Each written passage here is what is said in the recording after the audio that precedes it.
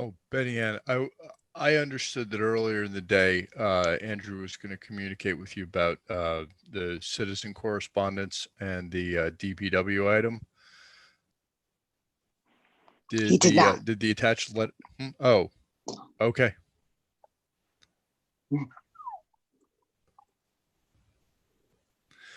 All right, we may have to do some housekeeping on that. That was I Okay. probably should have asked the letter go up with the photos. I think I miscommunicated on that. Okay.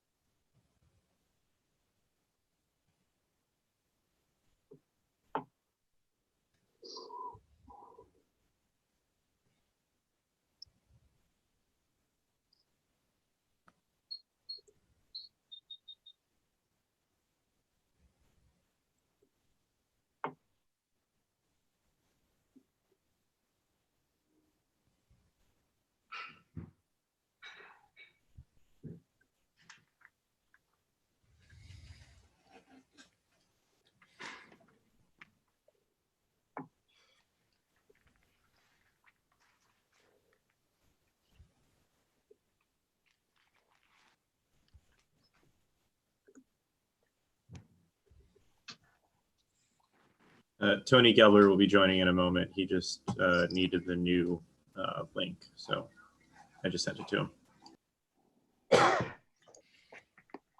Yeah, I keyed it in manually off the agenda. It worked just fine. How are you?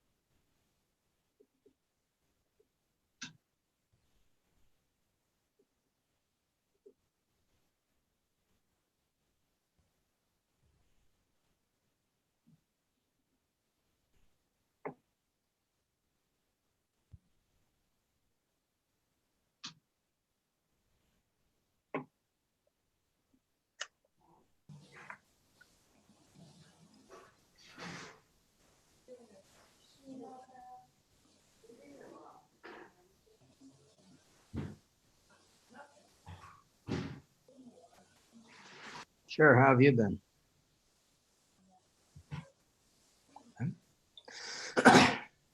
Yes.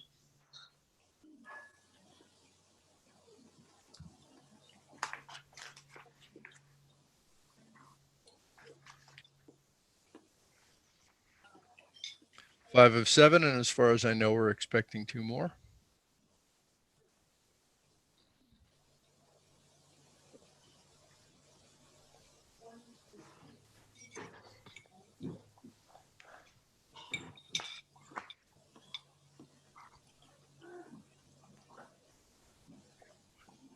Hey, Beth?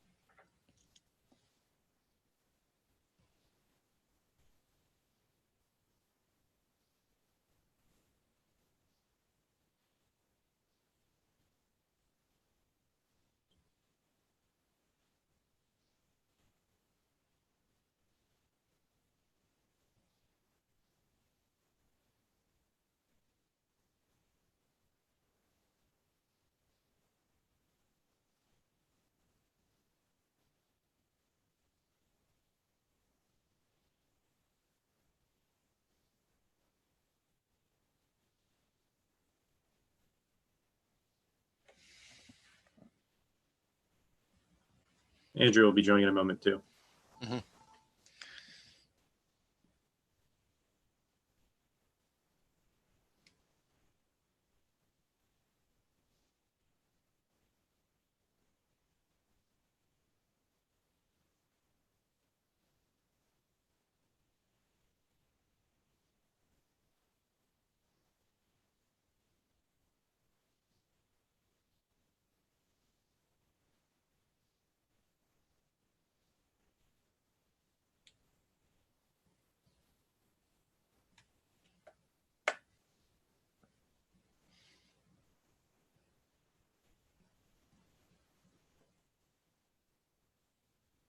Whoever called in, if you could just shoot me an email real quick and just let me know who you are. If it's Doreen, I'll unmute you. My email address is gcutler, GCUTLER @vomny.org. That's VOMNY.org.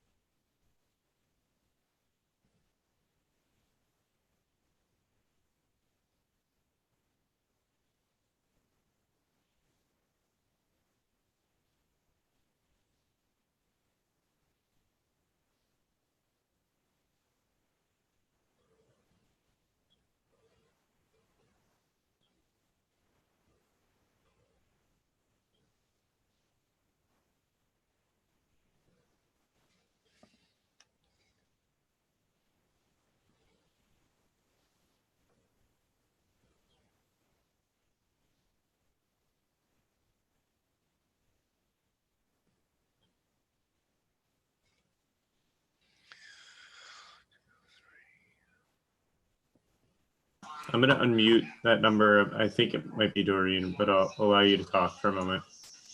Is that you? Yes, Greg, you got Okay, me. good. Okay, we now have all commissioners present. Thank you, folks. It's a difficult time, and we're operating under unusual circumstances, appearing virtually, adding a strange twist to the volunteer public service that we all do.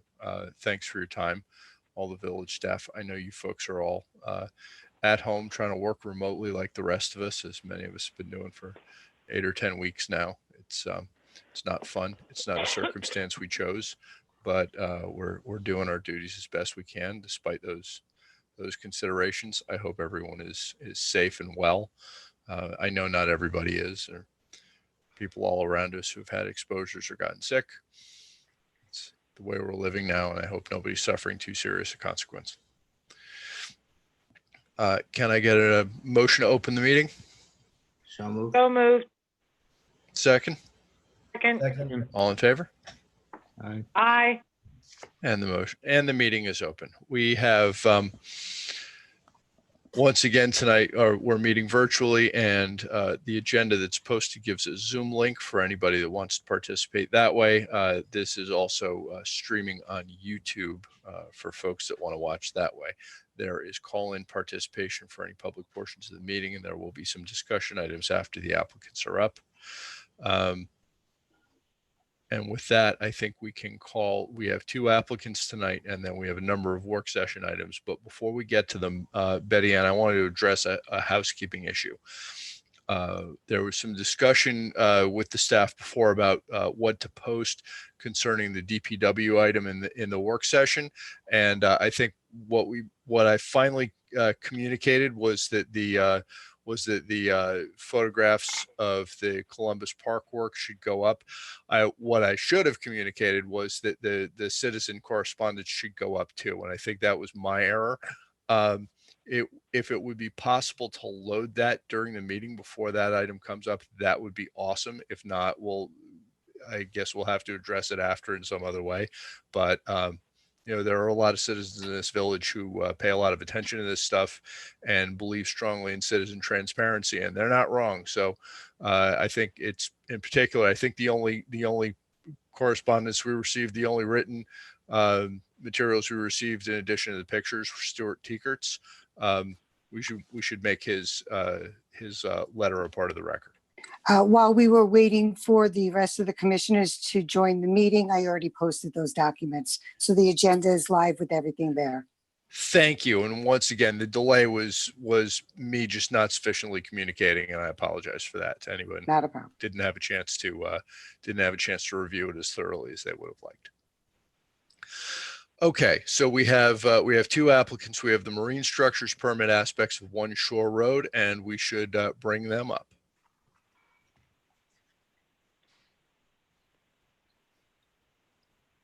Thomas, I Hi. have a question for you. Yes, what's the question? In reviewing the materials, they're still incomplete. And I'm wondering if we should table this until we get complete information. I don't know if everybody else is that way. That's a discussion we're going to have. It's and so since I know what your question is, your question will be first. Mr. Chair, may I begin? I'm sorry, I'm going to take a moment of personal privilege and ask everybody to hang on for just a sec.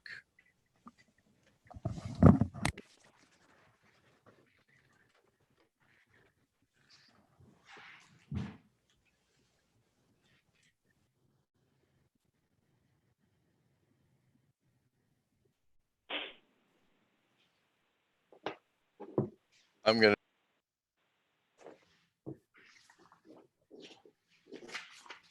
basement where I could just grab a can of seltzer. Thank you, Mr. Chairman. Can everyone hear me okay? Yes. Yes. All right, Kristen Motel from the law firm Cuddy and Fader on behalf of the applicant. I know it's been about 5 months since I last appeared before you. I bet you didn't think you'd see me again on this application, but I'm back from maternity leave and I'm hoping that we can bring this to a resolution tonight. You will recall we were last before you in April when the consistency determination was issued for upland portions of this project. And as you had mentioned, we're here tonight for the marine structures permit for the proposed boat lift, dock, pier, kayak dock, portion of the seawall restoration and restoration of the existing gazebo. We did provide, as Commissioner Rooney indicated, a submission to you regarding these structures. We believe addressing all of the requested information. And this is our 5th appearance before this commission, 11th overall on this project. So, you know, the record is quite extensive here. So we request that you take action tonight on our marine structures permit application. So you're right that this is a very lengthy record, and also in some ways an extremely unorthodox application in that it's one of only a few, maybe the only one, where such substantial work has been done under emergency permits while the process is ongoing. It's left us in a rare, if not unprecedented, situation where the project is underway and evolving while we're determining consistency. And that's led to a number of things, including lengthy explanations of the process of what's gone on or is going on as we go to make sure that the applicant, for example, isn't outside the bounds of their emergency permits. It's put us on a very strange procedural footing, and we have done the best we can with a very strange procedural footing. We realize that it has been many, many meetings. We're all aware of that. We don't like to have extra meetings if we don't need to. We like to be decisive, and yet here we are. I know for sure that Commissioner Roney has questions about the completeness of the application, so I'm just going to let her go ahead and address that. Well, first of all, we don't have the additional information for the marine structures on the seawall as to what has been completed and what needs to be under our purview for review. We also do not have complete information on the harbor management plan aspects of what is required for submission in compliance with 24021. And I'll just say for 24021, the code B, the application for the permit is submitted to the building department, and once it's determined that it complies in material respect with all applicable submission requirements, which are found in the harbor management plan, and they're not complete, it shall be referred to our commission. So I'm not understanding who reviewed it and deemed it complete enough to come back to our agenda. Last meeting, I outlined chapter and verse with much detail of what would be what would our requirements be for the submission, but all we received were memoranda. And I noticed on the marine structures permit, the docking facility, the boat lift, there's new information. Additional piles were added, and there's a proposed use of the east side of the float, which is outside the applicant's boundary, for guest mooring. So Every time we've had this application, new information has been submitted. In February, a floodplain variance was issued or applied for. We have had a moving application since the applicant has appeared on our agenda, where there's no final end to new information on the submissions. So I would like to, I don't know if all commissioners feel this way, review the complete final plan when we have all the submission material, when this, continual process of more different information and change up happens. So I'd like to know when that's going to end and when we're going to have a final, complete, accurate submission. Commissioner Bruni, Go ahead and address that. I'll take these one at a time. We do have our coastal engineer available at the meeting, who she can speak to some of these questions. We have not changed any aspect of our proposal now for quite some time. We did submit, to your point about 24021, a building permit application was submitted as part of the municipal consultation process that took place before we submitted to the Harbor Coastal Commission. So that was with staff, and that building permit application was provided in our September 13th submission to this board. So that's already been taken care of. Azure, if you would like to address the questions about the ongoing seawall work.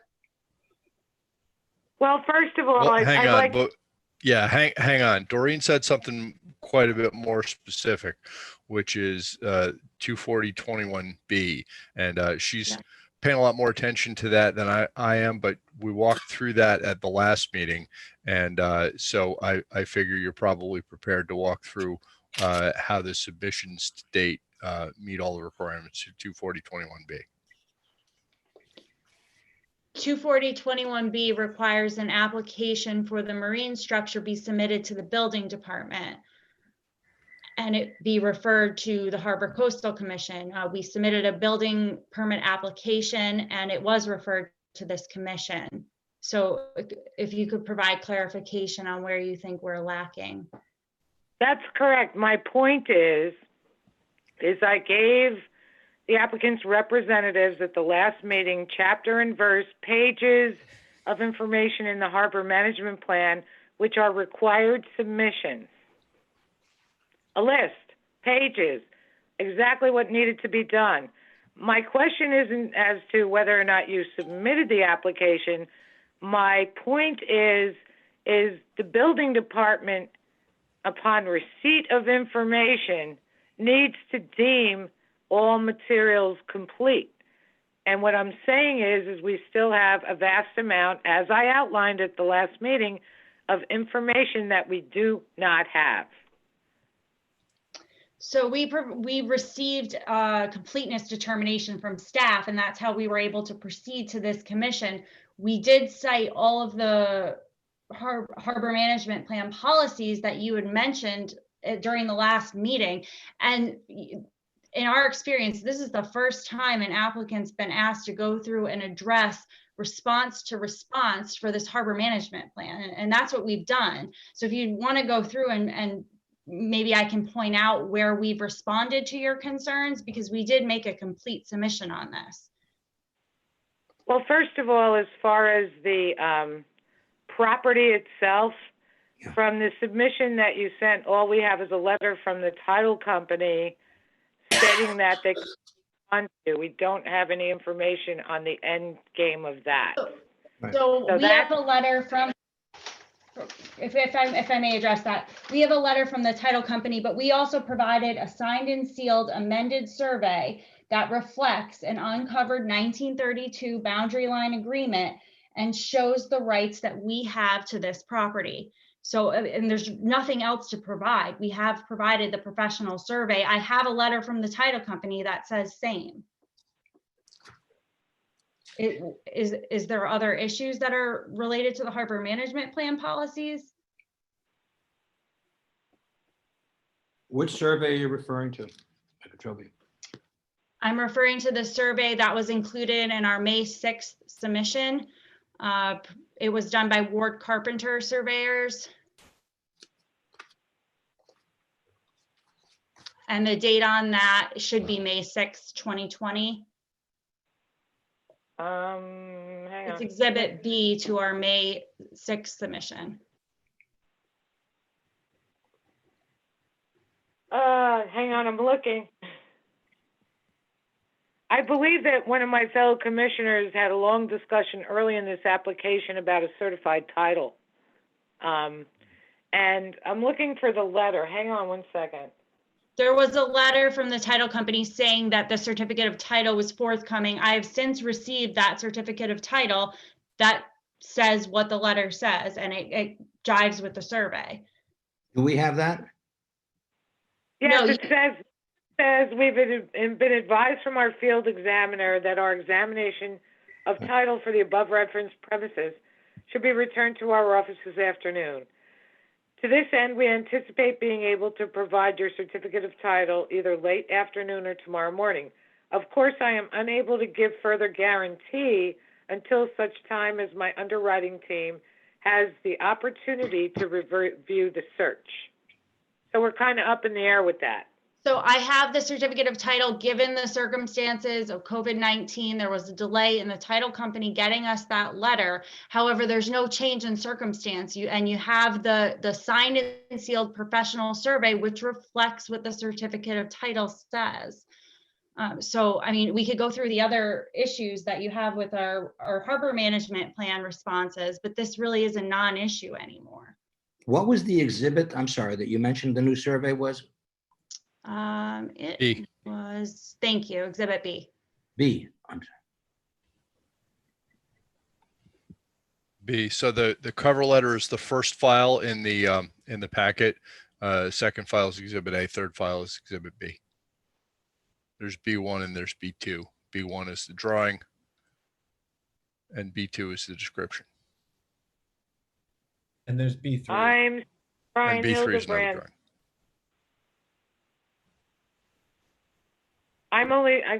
Exhibit B of what date? May 6th. It's the survey of the property dated March 30, 2017. Is that correct? It's been since amended, but Yeah. it's Added May 4, it was amended May 2020, May 8th, I believe it is. it's May 6th. Yes, May correct. 6th, I can't say it, I'm sorry. It's okay. There it is, survey highlighting.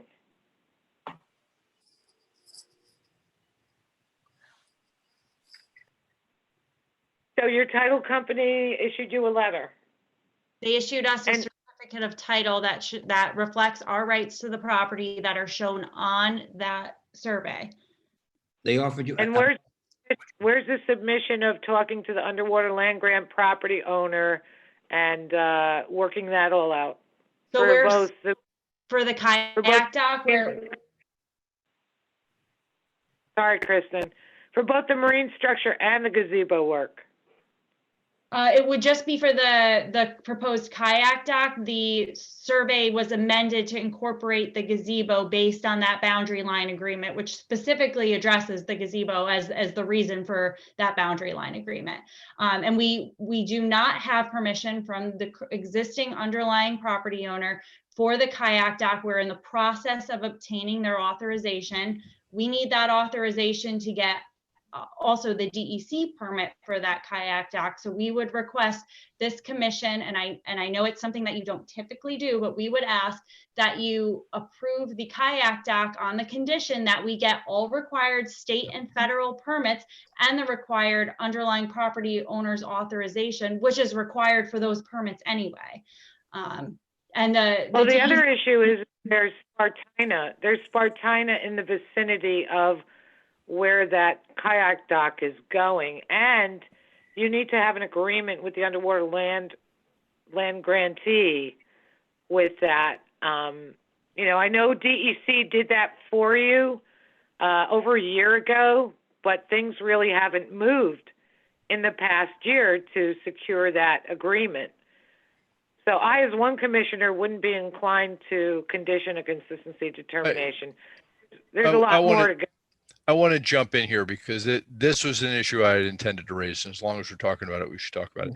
What does it mean that you're in the process of securing agreement from the underwater landowner? First of all, who is remind us who the underwater landowner that is there at the location of the gazebo? Peter, is this something that you want me to address? Yeah, I'm happy to Okay. address the issue. So the only issue that the DEC has no issue. The DEC granted it.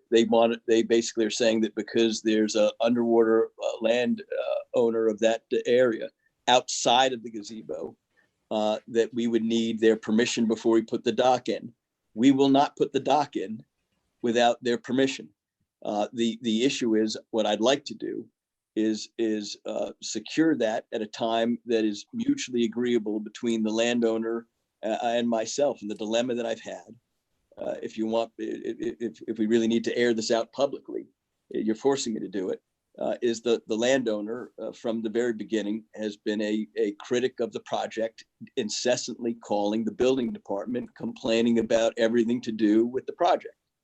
And it was my determination that what I want to do is get the thing done and then go to him at some point and chat to him about it and try and resolve it.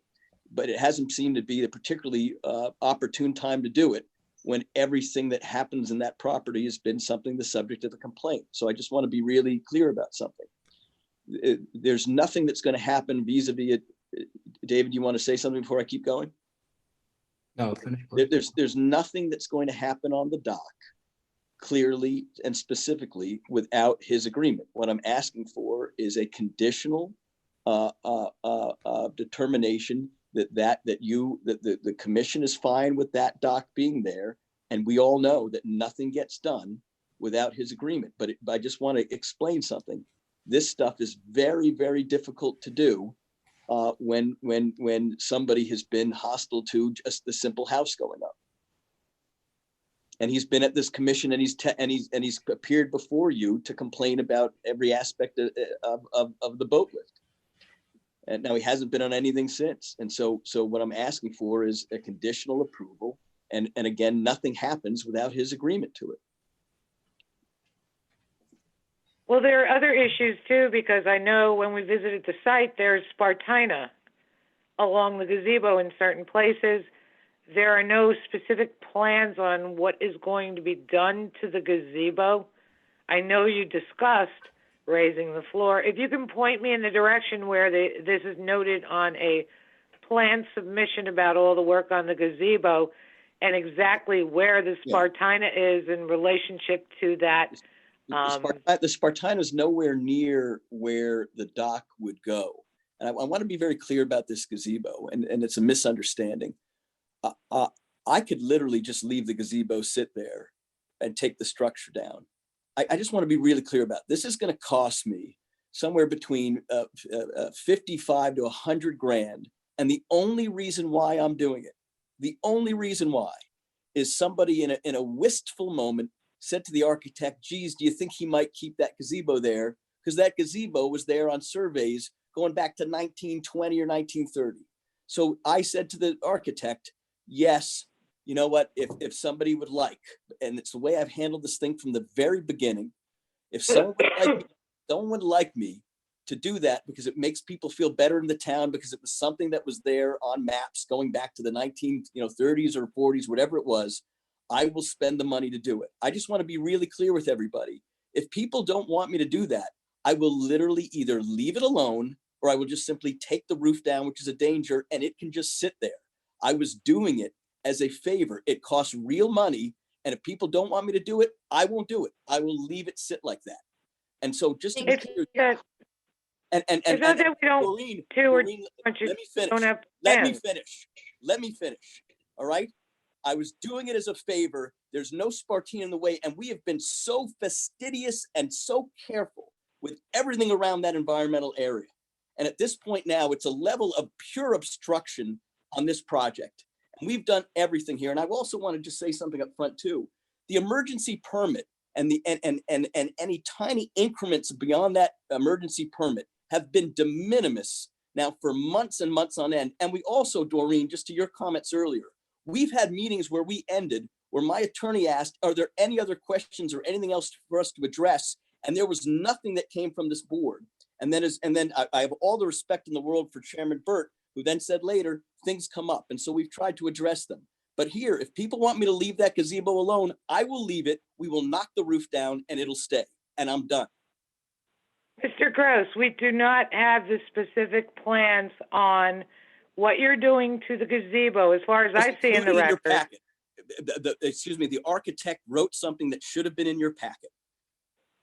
So Commissioner Rooney, yes, Peter, is correct. We submitted numerous submissions on our gazebo plans, the first being your December 4th, 2019 submission. That also cited the National Park Service guidelines for restoration of an older structure. The submission went through how we were complying with those guidelines. And then in the May 6th submission, there was another letter from our architect, Ira Gramberg, on the plans that were being proposed for the gazebo. So can you tell me can you please tell me which plan sheet the gazebo restoration shows me what's being done? Ira, would you like to walk through your plans for Commissioner Rooney? I'm not sure what you have on your packet. Originally, we were just going to restore the gazebo to its original condition and repair the damage to the gazebo. And in my letter to you, I believe it was May 6th, I'm not sure of the date, I made it very clear that our goal was to repair and structurally replace components that were near collapse, and we were leaving it at that. The shape of the roof, the materials used would all be in kind. And that was basically the scope of what we were going to do. Right. They've been in the form of letters, okay, not the actual plans. There was also mentioned that you are raising the floor 12 inches. That's correct. And that was predicated on discussions we had with the commission at the site, that the intent was to raise the slab to prevent water inundation within the structure, to protect the posts of the structure. It was not to violate the perimeter of the structure or enlarge the structure. It was merely done to protect the structure. And that was a discussion we all had, which at the time was one of repair, not a new structure. Exactly, but this maybe is as the way your the understanding is that under normal circumstances, when you get a site plan, there's existing conditions, and then there are the work that's going to be done. In all of your submissions, I see absolutely nothing as to what's going to be done. An arrow, so on and so forth, pointing to this is how we're going to accomplish this restoration, repair, whatever you wish to call it. It's not on any plan sheets. this is Azure Slicer from Race, and the gazebo part of the gazebo restoration as it pertains to the floor and portions that are within the DEC jurisdiction, including the kayak dock, are all shown on RACE's plans.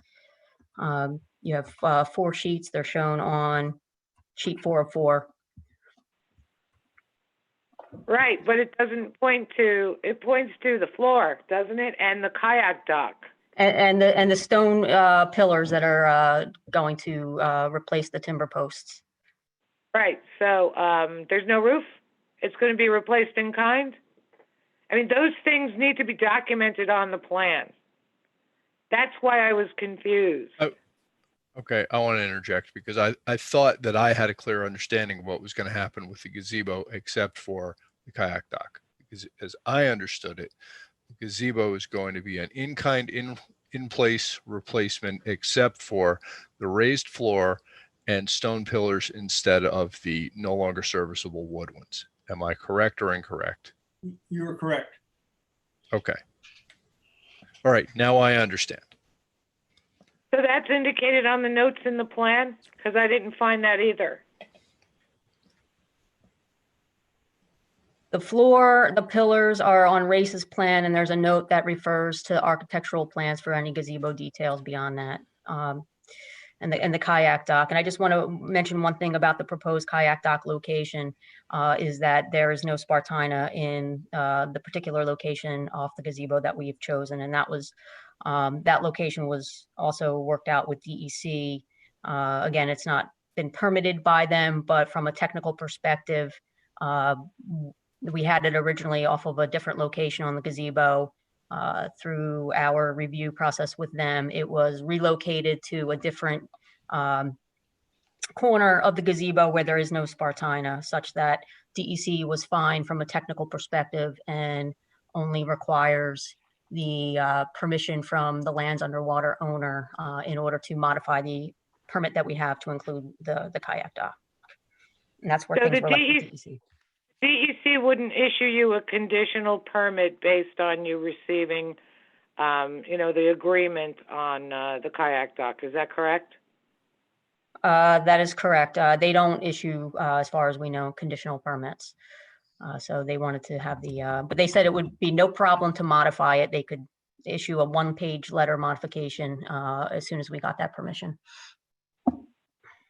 Do we have access to a written record that the only thing the DEC permit's contingent on is that approval?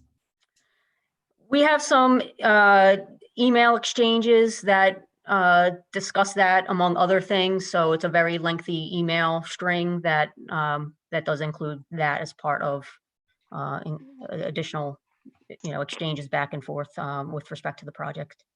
Has that been provided to us yet? I don't believe so. Kristen, did that make it into the? There were email exchanges that were provided in preparation for the April meeting. I have to see if the extent of them, because it was a very long email chain. But it was highlighting DEC did review our plans for the kayak dock. So the changes were made to the design based on DEC preferences. I need to jump in here. Hypothetically, if we vote consistency conditional on the underwater landowner's permission, and it is absolutely not available, what then happens to the gazebo? Well, the gazebo's on our client's property. It's the kayak dock that we would need the permission for. Right. So what then happens to the gazebo? The gazebo gets restored without a kayak dock, and Correct. and Mr. Gross finds another place to launch the kayaks. Yes, if you agree to the condition that I have to obtain the underwater landowners' consent, I don't touch anything to do with that dock until I get that consent. But I will go forward and I will, in kind, replace that gazebo so that it provides to the village the same dynamic that was enjoyed at that property before it fell under disrepair, going back, more than a century here. Can I ask a quick question about the gazebo dock? Yep. Is the gazebo dock affixed to the bottom of that mill pond anyway, or is it just attached to that concrete slab of the gazebo? It would only be attached to the concrete slab, and we did have discussion with DEC about that, and they still felt that even though it was technically floating and not touching the bottom, that they still wanted the land underwater owner's authorization. But it would in no way be touching the bottom. And Commissioner Maggio, just for what it's worth, I had myself extensive dialogue with the DEC about that because we're not touching any part of that ocean floor, of that floor in the pond. And their contention was I still needed to get it. And I said respectfully, I understood. It's because it's over the water. Go ahead, Doreen. I'm sorry, I thought you heard me. It's because it's over the water, and that water, those water rights belong to the rightful owner. All right, can I finish my statement here? From what I understand about littoral rights, you have riparian rights and littoral rights. Riparian rights are attributed to rivers and streams, and littoral or littoral rights have to do with coastlines. If the underwater lands are owned, that doesn't preclude you from launching a kayak as long as you don't touch the bottom.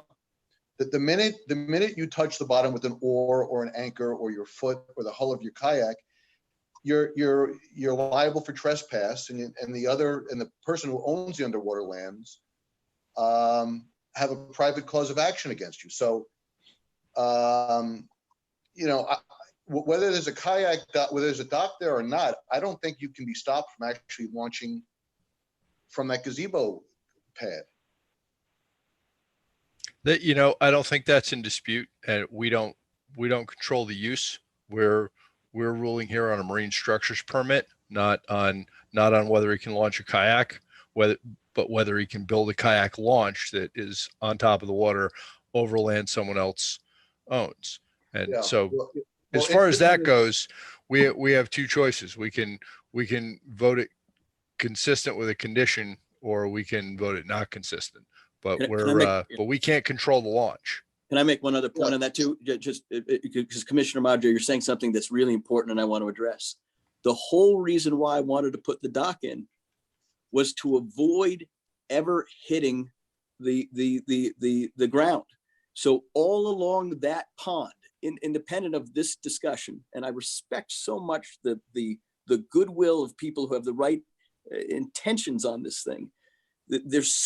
It's ubiquitous all across that pond that you've got a whole bunch of people constantly launching their kayaks and canoes, and they are hitting the bottom. The whole reason for me to put that extra dock in was to try to avoid what everyone across that pond keeps doing, which is hitting the bottom. So I want to be really mindful of it. So yes, I absolutely could go pull anytime I wanted off the property. I could go jump in the water in a kayak. I was trying to be a responsible steward of the area. And that's guided everything we've done. And so that I just want you to know that was the idea of it. Yeah, no, I understand that. My point is the DEC's jurisdiction is DEC. In terms of the LWRP, if that kayak dock doesn't touch the bottom, right, as far as the LWRP goes, I think it's a different set of circumstances. If DEC says you need permission for that's the DEC's department, that's the regulation. But as far as at least my opinion of this and my understanding of the law is that you can have a dock there and you can launch from there as long as you don't touch the bottom, because touching the bottom is like walking across someone else's yard. It's not your property. The water above you have every right to use. Okay, thank you. I take it. Are you talking about navigation law? Okay, Doreen, if you can, I called you first because I knew you wanted to talk about completeness of the application, et cetera. If you can wrap up what you've got, because I want to make sure anybody that wants to address this application has the chance, and then we can keep it moving. I have a very long list. I did provide the applicant with all of the pages and documentation that they needed to provide during the last meeting. What is it race- what is it you asked race- for that they have not addressed? Races, I can't tell you that because I don't have my notes from the last time, which documented everything that we have. However, races, the problems I see is races submissions. As far as the local review criteria for all the marine structures, pretty much most of it says that it's not applicable because our harbor management plan guidelines only apply to commercial marinas. If you read the entire harbor management plan, there is information in it that pretty much says this is the case. It is for commercial or marinas, commercial marinas.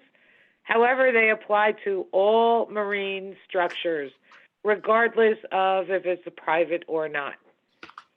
So we don't have the local review criteria because, evaluating that against what's proposed, the layout and design guidelines, it doesn't meet it. The National Fire Protection information on the electrical, that one says if their code of 1980, is it 4 or 5? I can't see my writing. Within the document, it discusses and makes a statement that whatever code is more stringent, that or the current electrical code, the New York State Building Code, whichever is more stringent needs to be applied. So you have the lighting and the boat lift electrical systems, which are not documented on any of the plans that I see.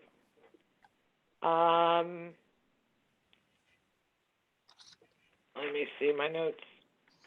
Mooring standards, as you were brought up, that the project doesn't include single port moorings, but a large percentage of most everything in our harbor is on moorings, and those are our standards.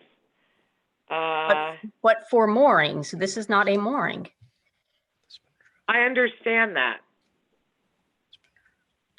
And in addition, again, a lot of the codes and references that are mentioned are design guidelines for commercial facilities. This is not a commercial facility. This is a private residential facility.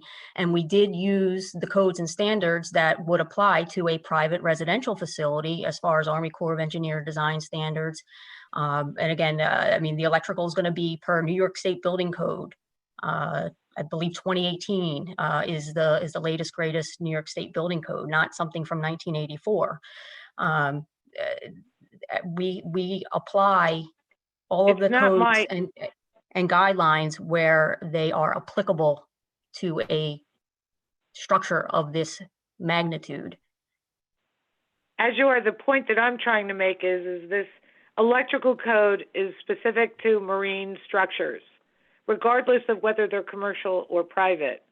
And whichever is more stringent is what these guidelines saying. I've been reviewing marine structures permits for 5.5 years.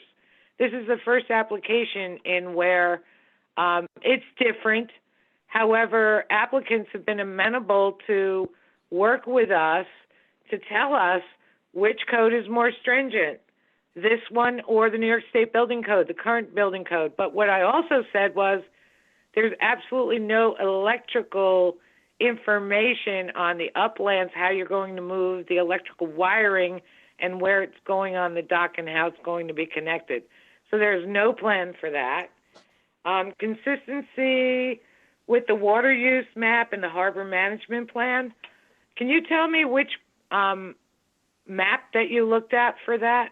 Yeah, we looked at the map that was provided by Greg Cutler that I believe has since been posted on the website. It is titled Harbor Management Map, and I believe it has not been updated. And I'm looking for a year. Greg, do you want to provide any more information on this? There's no year on it. There's no year on it, yeah. Okay, yeah. So if you could see, our property really isn't even on this. It's at the very, very edge of this. Well, map. I'd like to say this. If you look through the harbor management plan, on after page 26. Of volume 2, right? I'll validate that in a minute, but let me just say what I want to say this way. We can move on. There are 4 maps, which is the harbor management map that we are currently using. Okay. One of them is digital, in which Greg Cutler provided to you, but there are 4 maps within the harbor management plan. It does not address all those maps, and it's Harbor Management Plan Part 2. It's Part 2.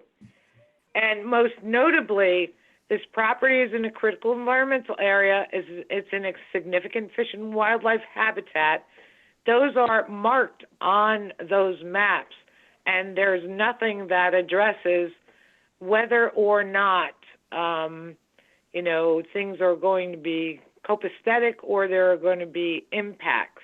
We did provide a statement from our wetlands consultant, and that was included in our February and March submissions, as well as our September submissions on impacts to the critical environmental area and significant habitat areas. I believe Bill Kenny's on this call if you have any specific questions for him related to those letters and those impacts. That was on the uplands properties. This is more specific to the marine structures. We have no information regards how the seawall or bulkhead, that's what it's termed as in our code, how you're going to do this work without interfering with the Spartina. Also, the floating dock, there is information that I don't want to read chapter and verse, but since it's only a certain amount of feet from the actual bentonic resource, wave action can cause scour just by that float alone, not to mention all the other structures. I'm not talking about vegetation. I'm talking about what lives at the bottom of the seafloor. So that hasn't been addressed. I can ask a lot of questions, but we really need that to be solidified so we can review and make our determination. So we've addressed those things in our initial response to the 44 LWRP criteria. We do address that. And Azure can go through it more, so can Bill. I just want to point out our electrical plans are on our engineering drawings from Hudson Engineering that have been submitted to you. The most revised copy was provided in our May 6th submission. And go ahead. Also, with the Army Corps of Engineers permit, there have been several changes to your plan, and their approval says 2 things. It's subject to other permits and approvals from other agencies, as well as if there are any changes to your plan, that they have to be resubmitted for review. What we require, the normal process of doing an application in this way is, unfortunately, you went to the Army Corps of Engineers and the DEC and OGS before you came to us. That was the direction of the village. Doreen, I'm gonna cut that off because Doreen, I'm gonna cut that off because we simply can't redo the order in which the application came before us. And if we're going to have a discussion about the order in which we do these things in the normal course, we can have that discussion, but we're not going to do it on a particular applicant where we can't change the history. I let you bat first, but there are 6 other commissioners. What I was going to say is that the reason why we're here for so long is we need to receive whatever submissions were made, the application itself. Our harbor management plan says that, okay? The application that you submitted to these agencies, that's part of the record that we review for a public hearing, which we have to do seeker on because we're issuing or not issuing a permit, depending on how it works out. So the permit application materials for those agencies were all included in our September 13th submission to you, and the subsequent amendments and those applications and the permits that were issued subsequently have also been included throughout the various submissions, and the record's just extensive. And there's a list of all of that on the Harbor Coastal website. Okay, let's keep this moving. I see David's finger up like he wants to ask a question, and I want to hear what you have to ask, David. Okay, I'll be brief. I have just, one of my questions that I raised initially was the ownership issues here, because in the research I had done, that's always key, getting permission. I have a lot of trouble with the idea of giving approval to something when the parties in interest is not before us and not making the application. That's like someone getting a permit to do something on my property and it's conditioned, and I find out it's conditioned upon it. It should be a beginning step. I'd like to understand with that. I have a lot of trouble with the condition. The second question, and that deals with we've also told that the individual is critical of the project. So why we would go ahead with a project and grant it when we have that condition, I think we're getting ourselves in the middle of a tug of war. The second thing is that I found there's a letter from, I guess it's a title company, not a title company, it's an abstract company or something for First Nationwide, I guess, saying on May 6th that they've examined title and that they're going to give you a certificate of title, which is. Yes, we received that this morning. Okay. That was what I was talking about with the I had delay. asked about the ownership. One of the key things I was reading the Department of State was saying, the ownership is the whole key here. You can't just give people permission to do things where you might like to have the right to do it. So you have to get the rights, I think, from the one person that you know about. And I don't know what this says and why it would seem to me that what's changed in the ownership issue here? What's changed in the description of the property, if anything? And what is that? That's a great question. And actually, Commissioner Neufeld, that was prompted by your comment about 5 months ago in December during my last appearance, which is why we went through, we reviewed the chain of title, and we did find a 1932 boundary line agreement. And that gave us reason to go back to First Nationwide Title and go back to the surveyor. And the survey was subsequently amended to include our rights. So we do have ownership over the gazebo. Now, the thing that's outstanding is the ownership that DEC says we need the authorization for the kayak dock. So that is the one thing we're asking here that you condition your approval on, is us getting the consent of that underlying property owner for the kayak dock. There really isn't an ownership issue for anything else that we're the question, there obviously is, forgive me, but I think there is, because of what you've written or what you've handed in. It says that they've now gotten the new examination and they're going to be giving some kind of a certificate of title. I don't know. Right, because they didn't take into account that boundary line agreement initially, which is what we found. The surveyor found it. Yeah, I understand, but where does that boundary line agreement, and how does that juxtapose and compare to the other agreement that you need from someone else? So they're two different things, aren't they? They're two completely different things. Does your property lines change because of what you call the boundary line agreement? Or is it simply an agreement to use someone else's property? Did it change title? Did it vest title differently? In other words, I can have a neighbor, I don't want to be unclear here. If my neighbor and I have some land, we could agree on it. It doesn't change ownership necessarily, or it could change ownership. I don't know. I don't understand. You're kind of conflating the two, and I'm not clear. It may be me, and I forgive me. Sorry, I want to just understand something. Are you talking about the gazebo or the dock off the gazebo, or what are you talking about, David? I'm talking about your certificate. You wrote a letter. You submitted a letter May 6, 2020. The letter says, we've been advised from your field examiner that your title examination is now should be returned to the office this afternoon, and they're going to give you something.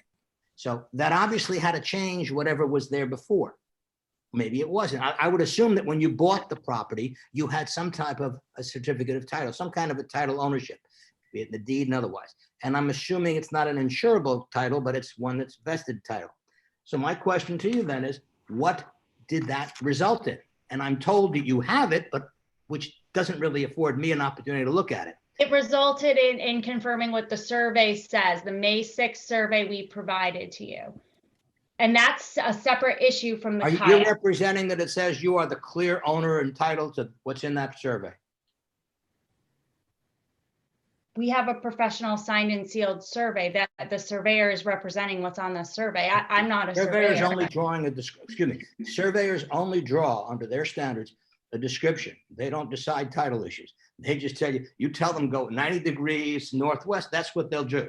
So I'm saying to you is you obviously gave the surveyor something, which is what was referenced in your May 6, 2020 letter. Okay.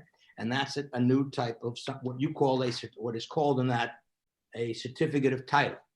And you're privy to that. And for reasons that you know best, we haven't received that. Well, I just got it today. That's why you haven't I received it. understand. I can submit it to you. We don't have a problem giving you that, but I mean, we just got it today, so.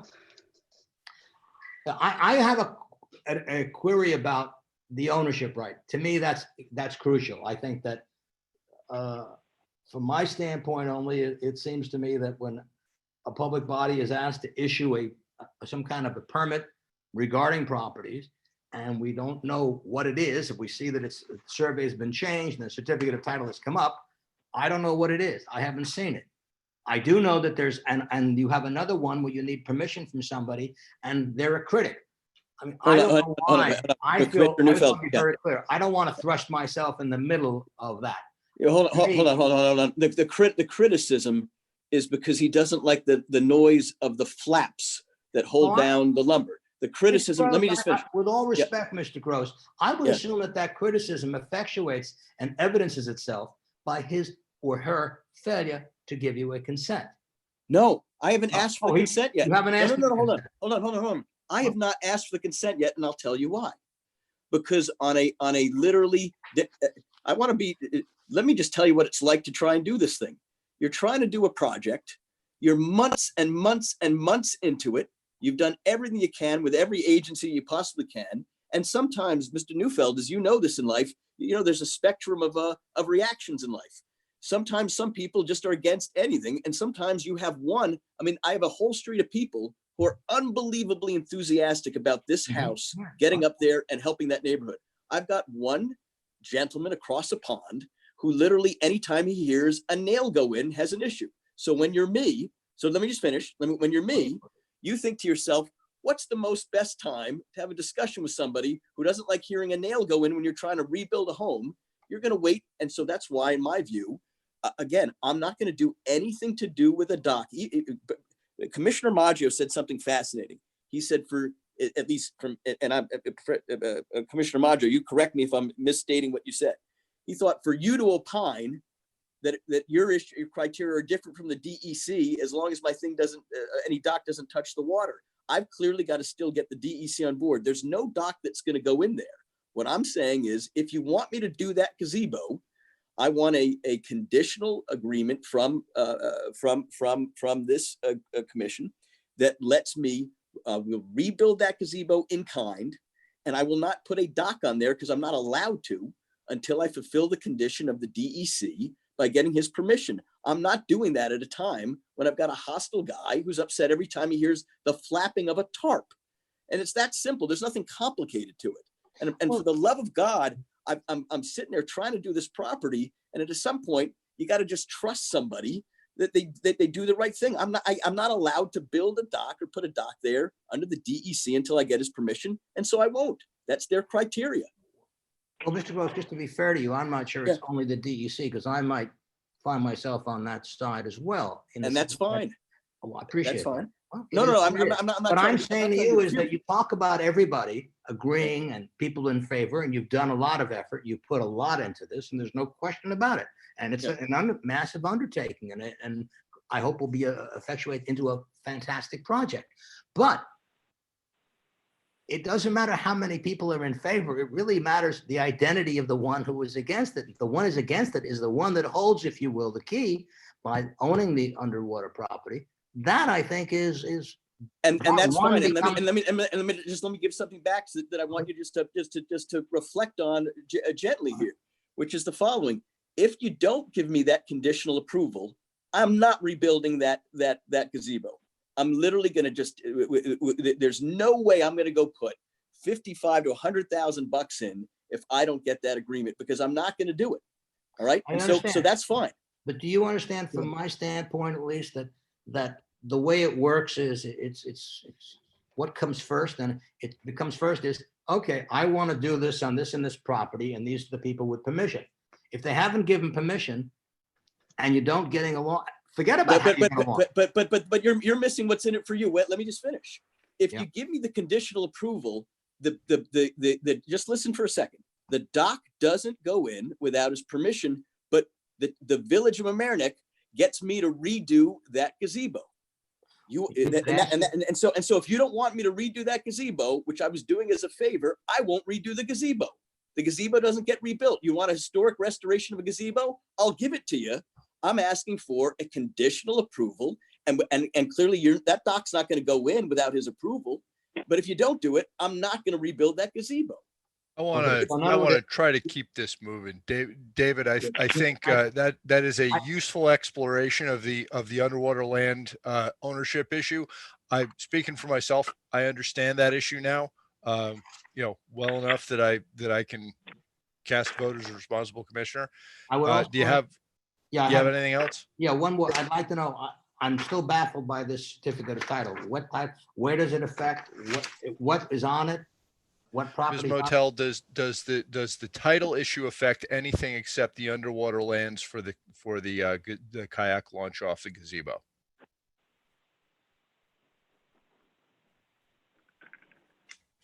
The certificate of title impacts that property, that side of the property, the western property line. So it doesn't specifically talk about just where we want to put the gazebo, because it references an agreement that goes back to referencing the entire version of the property line. And that's reflected on the survey. I'm just confused as to. Well, what's going on? What will be on it? Is that where the dock is supposed to be? What exactly is supposed to be on the property? Since I don't have the benefit of. Right. So it goes around the gazebo. That's what it is. It's literally around the gazebo. Yeah. It's the area the outside of property line. Yeah, Peter's right. The property line kind of split right through the gazebo. So the 1932 document amended it to go around the gazebo because that structure was already in place. Mr. Chair, I'd ask for a submission of that, whatever they want to refer to it as. Is that different from the type? Does that vary from the deed description that you got? The deed description references prior deed description, so it depends on how you, not necessarily, no. I'm having trouble now understanding what's at stake with the 32 boundary, with the 32 agreement. What changes depending on whether the original, depending on the difference between the original survey or the 32 agreement? The gazebo would be impacted. Whether the gazebo is within the ownership of this property or not? No, not right. Whether it's in it. It's about a third of the gazebo on the outer edge, the western edge of the gazebo, and that's why they did that agreement in the 30s, was to basically make it unambiguous that the house owned the gazebo. Now, by the way, just to be clear, one thing about Mr. Kraus, he's not making any claim to that gazebo. And I've had a conversation with his wife. There's no claim that anyone's making to the gazebo. So again, if people want me to redo the gazebo and you want to give me a conditional approval to move forward, I will rebuild it. No one's making claim to that gazebo. If I don't get it, the gazebo stays, and I'll go ahead with the project. It stays as it is. Things here. Can I just a couple quick things? So go ahead, I really want to know. I know we're trying to be polite. I really want to know the identity. The complainant is Mr. Kloss. Is that who's complaining? There's been, just for the record, there's been no official complaint. Yeah. There's been no objection at any of these meetings by that property owner. Our client is just representing discussions that he's had with him related to the ongoing construction. So it doesn't relate to this application. I think at the first meeting, this is important. I think at the first meeting, you had two neighbors, right? You had Mrs. Torrey and you had Mr. Klaus, okay? And I'm the person who wanted to hear from the neighbors because I was sensitive to their concerns. But both these neighbors have notice of what's going on here, and they all have an opportunity. We've been talking about how many times we've been here. They've all had an opportunity to come here and voice their objection. We haven't heard and these people are perfectly capable of hiring lawyers and coming here and voicing their objections. If we haven't heard from them and they know about it and they've actually appeared, then any objection, in my legal opinion, any objection that they might have that's out there is been waived. Unless they come here and say something and they know about it, they've had notice of this, what's going on, then, you know, why are we speculating as to how they feel and what's going on with them if they've not appeared to protest? And the second thing is, you know, if this gazebo is 1/3 on someone else's property, Mr. Gross is a sophisticated person. He's got lawyers, he's got professionals working for him. If you're going to build a house, if anyone's going to build a house on someone else's property, you assume the risk of building that house. So, you know, and there's other legal factors involved, but you know, we're spending a lot of time on these minor issues. You know, it's going to be another, you know, 11 o'clock, 12 o'clock meeting. If the boat dock, if the boat lift or the dock or the gazebo or the kayak dock are on other people's property, there's a remedy for that for that trespass, and it's not the village. It's these private landowners. All right, I want to keep this moving. I'd like to move it along. I think that we're getting bogged down in the weeds. No pun intended. Tony. But Andrew, we're considering a permit which allows for a structure to be attached to Mr. Gross's gazebo that may or may not be legal, because when you traverse underwater lands, there needs to be an easement agreement. That's why it's conditional. That's why we're asking for conditional. I think we kind of got that issue. Tony. The gazebo, though, is fully on Mr. Gross's property. And again, to the title, the updated title search that David is referring to, and the updated survey that was included in the May 6th package shows that the gazebo now is fully on his property. Earlier versions of the survey showed that the line was cutting through the gazebo. It was brought into question, and we've since identified and found the proper paperwork that shows that the gazebo is fully on Mr. Gross's property. So I think you make that representation, then that's what I'm going to go with. And if it's the surveys in your packet. Yep. And if it's wrong, it's, you know, you're going to have a trespass claim. That's all.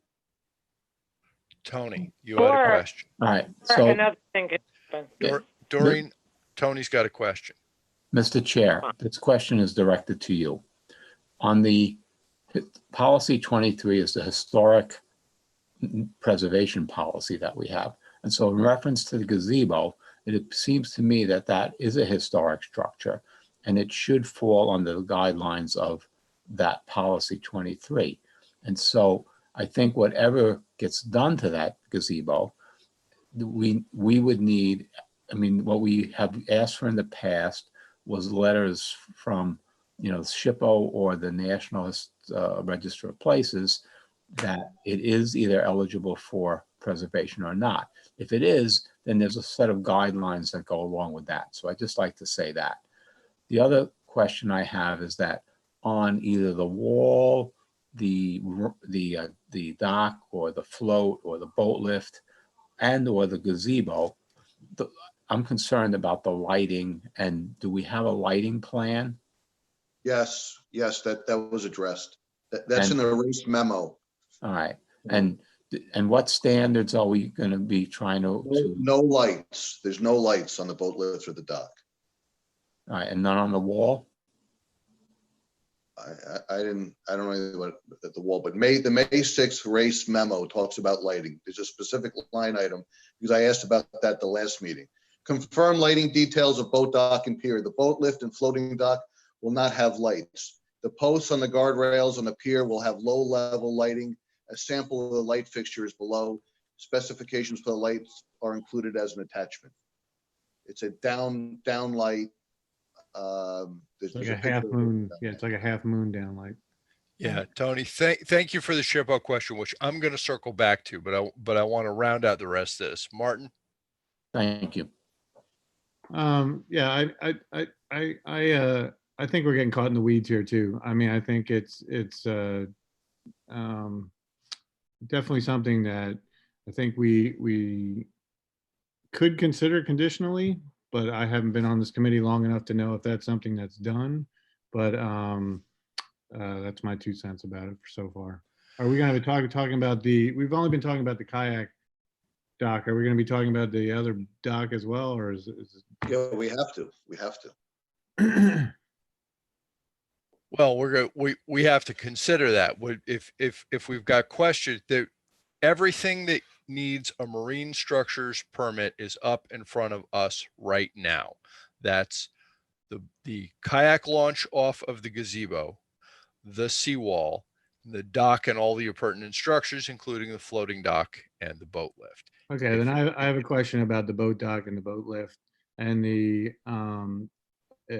specifications previously said that there is not going to be a railing or anything like that. And looking at the plans, it looks like it's going to be pretty high off the ground and off the water. So my question is a railing required for safety reasons or not? Because somebody could fall right off the edge of the dock. Right. It's not required by code, and per what we thought were the kind of the recommendations coming from some of the commissioners here, that they would prefer to see less structure than more structure. So we opted for the no railings, and you'll see from the information that I've supplied from the manufacturer, there are more boat lifts without guardrails than those with. But I would just say this, Commissioner Hayne, very good question. For what it's worth, I would have loved to put a railing. The only reason for safety, I would have loved to put a railing. The only reason why I wasn't doing it is I was trying to get through the commission, and I heard that people didn't want a railing.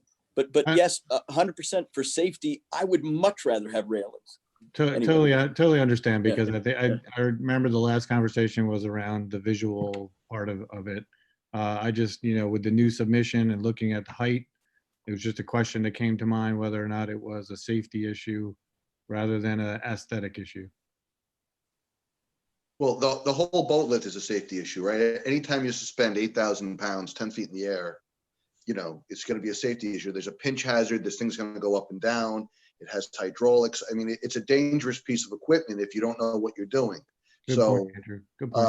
I mean, either which way, boating is dangerous. Suspended heavy equipment is dangerous. So, there is an element of danger here, but again, it's, people have the right to have these things. And if you're not paying attention when you're driving your car, you can get into trouble. So, just pay attention. And the aesthetics were the concern. While we're on the boat lift, can I just make a couple observations? Yeah, go ahead. First of all, this May 6th memo by Race, I think is very good. I think you must have gone back and reviewed the tape and answered, issue by issue, which is very good. I just have 2 observations on this. And also I'd like to say, as a lesson learned for the commission, we asked for alternatives. We went from this boat lift where it was an unsightly boat lift hanging off pilings to this no profile device, which is tremendously better, tremendously different. I know I researched this. I went to the website. I know that there's significantly more costly by a multiple. So I appreciate you guys doing that. Just 2 things. There's a picture of and the nice thing about the no profile, and which really changed opinions on this, was that the pilings are underneath the platform, right? That's why it's called no profile. There's a picture of a Greenwich boat lift where I think the dock is actually improperly installed, because the pilings look like they're about 6 feet proud of the platform. On your plans, they're not that high, but I just want to confirm that the pilings are going to be underneath the platform. You're just going to have a flat surface on the top. Is that correct?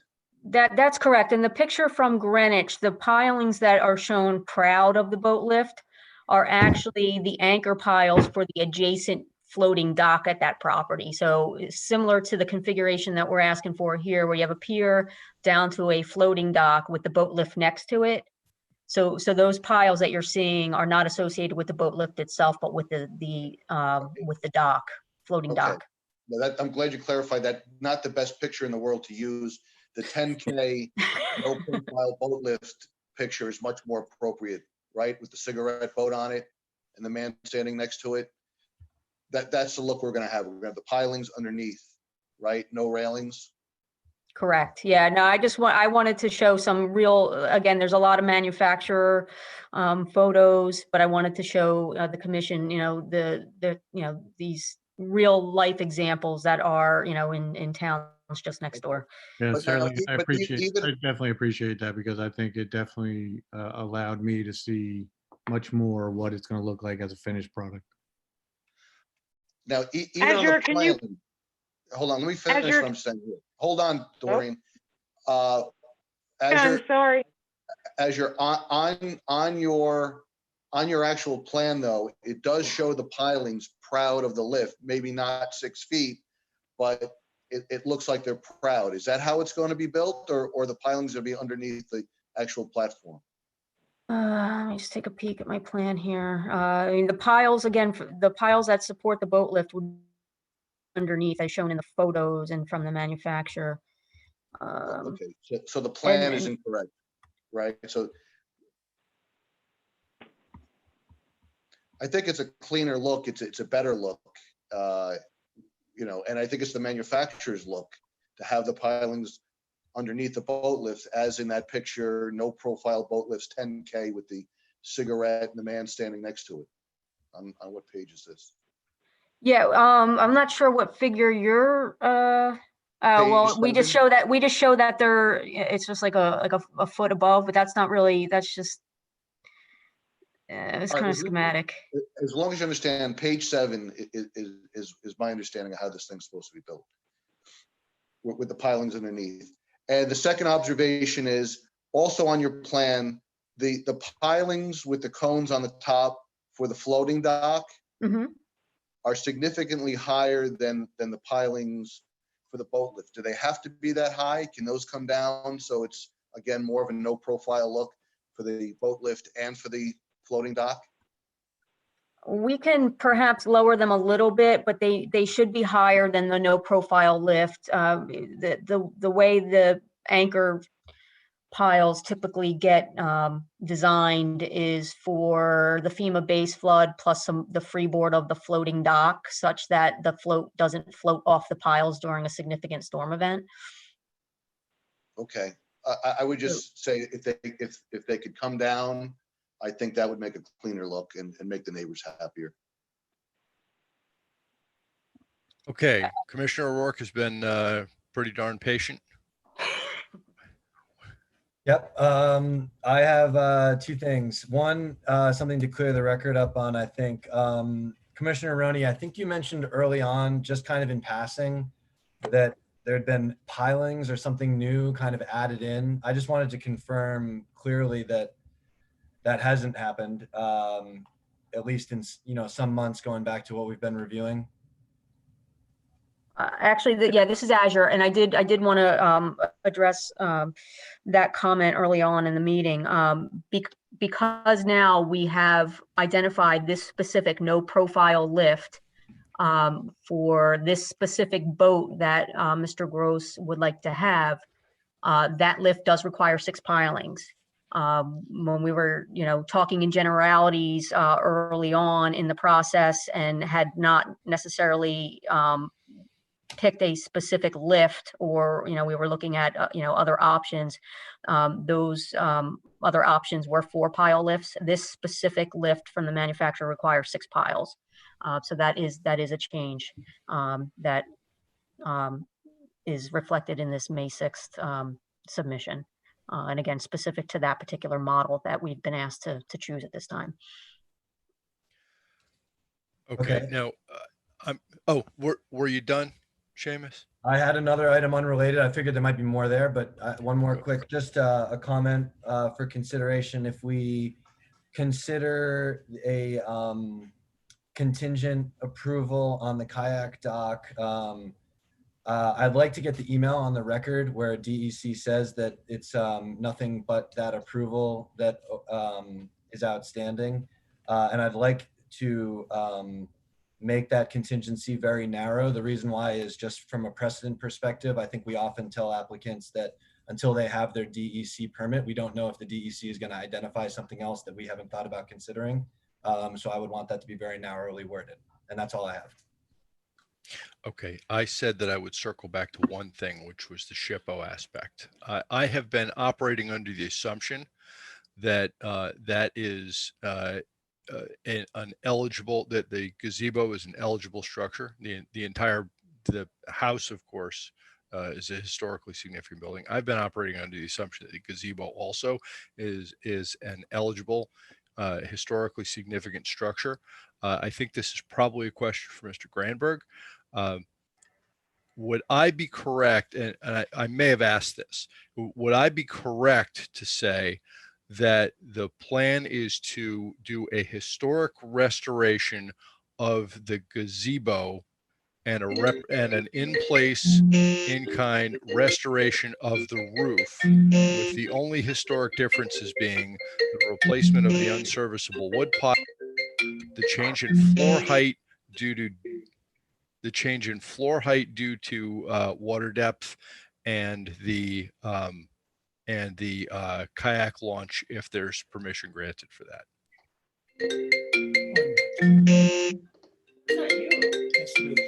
Someone has got to mute that phone. I figured out who it was. He's muted. Thank you. So I think that was a question for Mr. Granberg. Yes, I don't know what. Whose phone it is. It's actually Mr. Granberg, yeah. Ira Granberg's phone. Can you hear me? Yes. Yep. All right, finally. I'd ask you to repeat the question, but basically what we're doing is we're replacing the structure in kind. Let's assume you have a site plan that says there's a gazebo on it. I was going to address this before. We're not changing the nature of the gazebo, the meets and bounds of the gazebo, the profile of the gazebo. It's as per the site plan. So theoretically, like on the main house, if we had to go and get a repair permit or an amendment to the main permit, we would go and do whatever appropriate drawings would be needed to repair in kind what was there before. I believe that if we made any drastic changes to that, it might be some review. But at this point in time, we're just structurally stabilizing the existing structure that's there. I don't know if that. Mr. Chairman, just to dovetail off of what Ira explained, we did, if the structure were eligible to be listed, that would mean we'd have to comply with the National Park Service guidelines, which we provided to you in our December 4th submission. And Mr. Granberg has since submitted 2 memoranda explaining how we do comply with that Park Service guidelines. So we would submit that, yes. Any work to the gazebo would be in accordance with that. And thank you for that, Ms. Motel. Can you just identify for me where in the record you submitted the explanation of the National Parks guideline that specifically relate to the gazebo? Yes, December 4th, 2019, supplemental materials, and the applicable criteria from the Park Service is in that submission, as well as Mr. Granberg's memoranda. All right. So what that memoranda explains is that even if it were a listed building, what you're doing to the gazebo is consistent with the applicable National Park Service guidelines? Yes, that's correct. Okay. I have the answer to my question that I needed to ask. I think we have, as far as I know, we've exhausted everybody's need for information in order to make a vote on this. I have 2 more questions, Thomas. All right, ask them.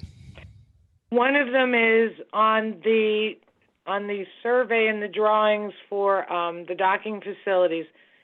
To the east of the property, there is an easement outlined.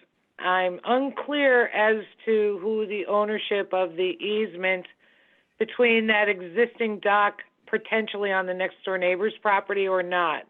That's what I'm trying to find out. Whose docking facility is just next door on the east of this property? It's Two Shore Road. Two Shore Road. It's And- Two and- Shore Road because there's an easement outlined on the drawings. Yeah, and let me So- tell you what, yeah, and so let me just first of all make something. So Two Shore Road did a full evaluation of the proposed dock. Two Shore Road hired a consultant. Two Shore Road's consultant agreed to the dock that we were doing after having some questions about it. That should be in the record, which I'm sure Azure someone could point to. Historically, we believe, just so you know, the dock at Two Shore Road used to be the dock of One Shore Road. So what originally we believe was the case is that they had the ability to use the dock at One Shore Road at some point. We don't know when. The dock then became owned by Two Shore Road, and that's the whole reason why I needed to put in a dock. But just to be very clear, because it's in the record, Two Shore Road fully reviewed the application that went to the DEC for the dock at One Shore Road. They hired an expert. The expert reviewed it, and the expert, and it's in our record, the expert said that the owner of Two Shore Road was very comfortable going ahead with the dock. But my question is the easement. Whose property is it on the land? Whose property is it and whose easement is it? I don't understand the relevance of the question. Yeah, neither do I. Neither do I. If One Shore Road encroaches on the easement that Two Shore Road has, Two Shore Road will sue One Shore Road, and how does that affect us? How does it affect us, Doreen? Because it goes out to the underwater land grant. But we don't have a duty. We don't have a duty to investigate these easements. There's professionals And here. There's title It actually reports. does not go to the land grant. It does not go to the underwater land grant. It actually Thank does you. not. Okay, it does not go to Thank the you. underwater. Land. Okay, Not even that side of the property. It's on the You upland. clarified me. okay. And the second thing is I'd like Azure and Mr. Kenny Yeah. to provide information as to the effects of the float, the boat lift, the kayak docks, shading, and other impacts to benthic resources, being that it's about 2.5 feet at the surface of the water, and when those are constructed, what kind of environmental problems or better conditions can be achieved? This is Azure. I mean, I believe a lot of these things were already discussed in previous meetings and submissions, and your village's own consultant, Sven Hoger, had issued 2 memos to the village that indicated that there were no environmental impacts associated with the proposal. It said that I found a NOAA publication that relates exactly to your proposal. I'm not going to read it all, but due to the fact that there's low water there and there's a float there, there's a lot of scour that will happen. Shading does not allow the resources that live underneath it to thrive. It's sort of like putting a plant that needs light outside of light. And it creates changes in the environment. Also, docking facilities have the potential to attract birds, so that changes it also. I can read from a NOAA publication, which is a federal publication, all of the impacts that has on the benthic environment, and that's part of what we address with the LWRP policies, which hasn't been discussed or entertained at all with both docking facilities as well as the Spartina on the seawall. There's nothing in the record that specifically addresses the shading of the gangway, the pier, the docking facility, and the boat lift, nor the kayak dock. In terms of the scour, on the plan, there's stops on the pilings so that the boat lift and the floating dock cannot go down below 2.5 feet. Correct. And that is per recommendation of DEC, NOAA, and Army Corps, who have, again, per your own research there those are the guidelines they had come up with for docks in shallow water, so that those impacts related to benthic habitat impact and shading and so forth are reduced or eliminated. So we followed their guidelines. I'm going to point out information that I'm aware of. After construction, the presence of docks causes physical and other changes to the marine environment. Tidal and wind-driven currents and waves scour the sediment from around pilings, resulting in physical changes to the substrate that limit vegetative growth around pilings. Physical presence of docks over intertidal and open water areas reduce primary productivity in the area under and adjacent to the docking facility as a result of shading. Shading also results in etiolation, causing stress and resulting in the decreased numbers of aquatic plants, their productivity, and productivity of other species. Sediments under floats in 2.5 feet or less of water are often suspended through the winnowing of those sediments, resulting from changes in water pressure under the floats caused by the motion of floats as they move up and down with the movement of water by waves. These effects limit and in some cases prevent new vegetative growth under the adjacent pile and supported catwalks and floats in and over the water. In very shallow areas such as these, where the floats touch the substrate in very low water, floats crush and destroy organisms. We already know that. I'll jump to, this could lead to introduction of undesired organisms and undesired changes in ecosystems.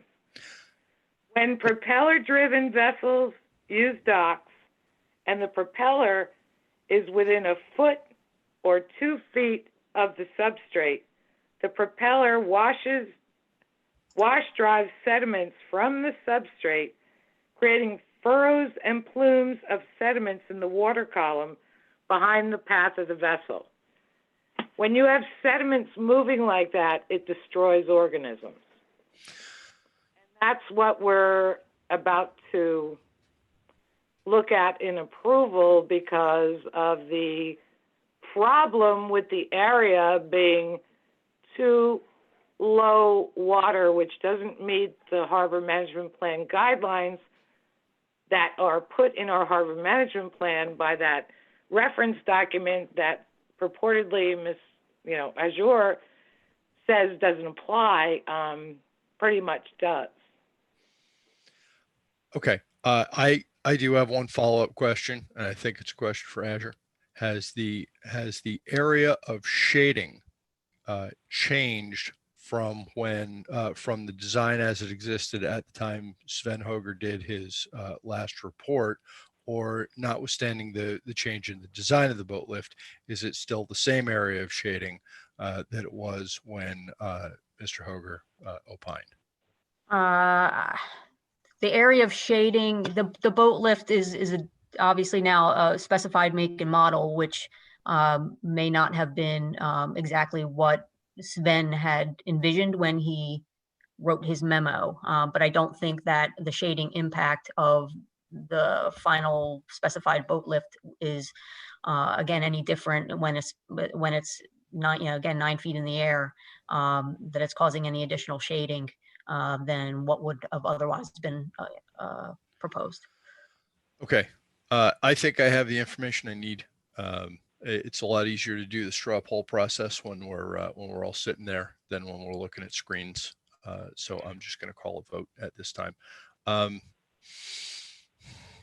I do want to get a sense of I do want to get a sense of the commissioners on conditions, because we have tried to keep our conditional approvals narrow and verifiable. Here, I think where my sense of it, speaking only as one of 7, is that the condition that the DEC requires is pretty well self-enforcing if they can't get permission to use the underwater land, the DEC is not going to issue a permit, and therefore the condition won't be met, and we don't have to worry that that's going to be evaded in some way. But that's just me talking. Does that mean that Martin? you would, Mr. Chair, if I could just ask you, does that mean that your condition would be that it's subject to a DEC permit? Well, it is. It's automatically subject to a DEC permit. They can't build it without the DEC permit. So I think our permit, but I think our permit can be conditioned on the approval of the underwater landowner, and that gets enforced anyway because they don't get their DEC permit if they can't get the approval of the underwater landowner. Yeah, and all of your resolutions, I believe, have boilerplate language that say that any other requirements, any other permits must be gotten before they move forward. Right, and they would have to provide that approval in writing to get the DEC in the ordinary course. Is that fair to say, Greg? That's correct. Yeah. Okay, Martin.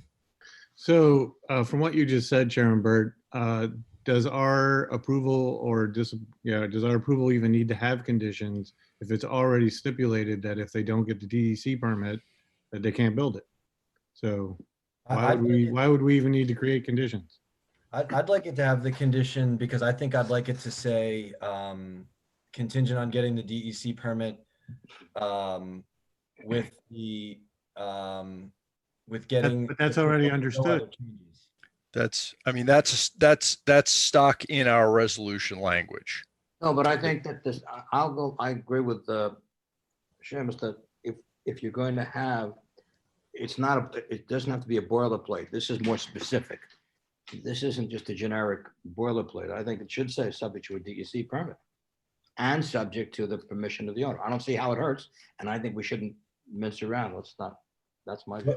What I'm solving for is just that some other thing changes, it doesn't come back to us, but the DEC permit is, to be consistent with the way that I think we've fairly consistently treated applicants, I'd like it to be just subject to getting the DEC permit, subject to the consent of the neighbor, however we word that, and no other changes, something like that.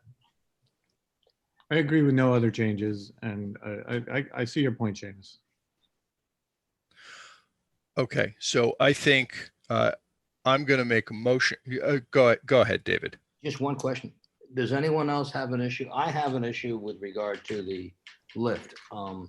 I don't view docks and mooring as being the equivalent of lifts. I think they're separate. I think that they're not, I don't conflate them into one. I'm concerned about the precedent of it because I think everyone can have a lift then. And I think that that's not, from a visual and from an aesthetic and from a environmental issue, that concerns me. This is a boat that there are many, many people who have boats like this, like they propose. And I think that it's much more commercial. It's not residential. I don't even think, I have a question as to the code, if the code even allows it. But I have a problem with the lift under the consistency. Dave, just to clarify, because there's been some misinformation, there is one existing boat lift in the harbor, in the Mariner Harbor. That's right. And I think that's a very good point. There is one, only one. And I don't know if there was on land. I don't know if there was a variance for that or how it came about, but I can assure you of this. I believe, and I verily believe, that if we approve a lift, for residential, I don't know why anyone else would say, hey, that's not a bad idea. I want to do that too. And I think that changes the entire visual. I think it covers everything, electrical, visual, use of the properties. I think that the idea of docks, and I've taken a look at the plan, the consistency documents, they talk about docks and moorings. I don't see a dock as including a lift. That's a storage facility. That's much more of a storage thing.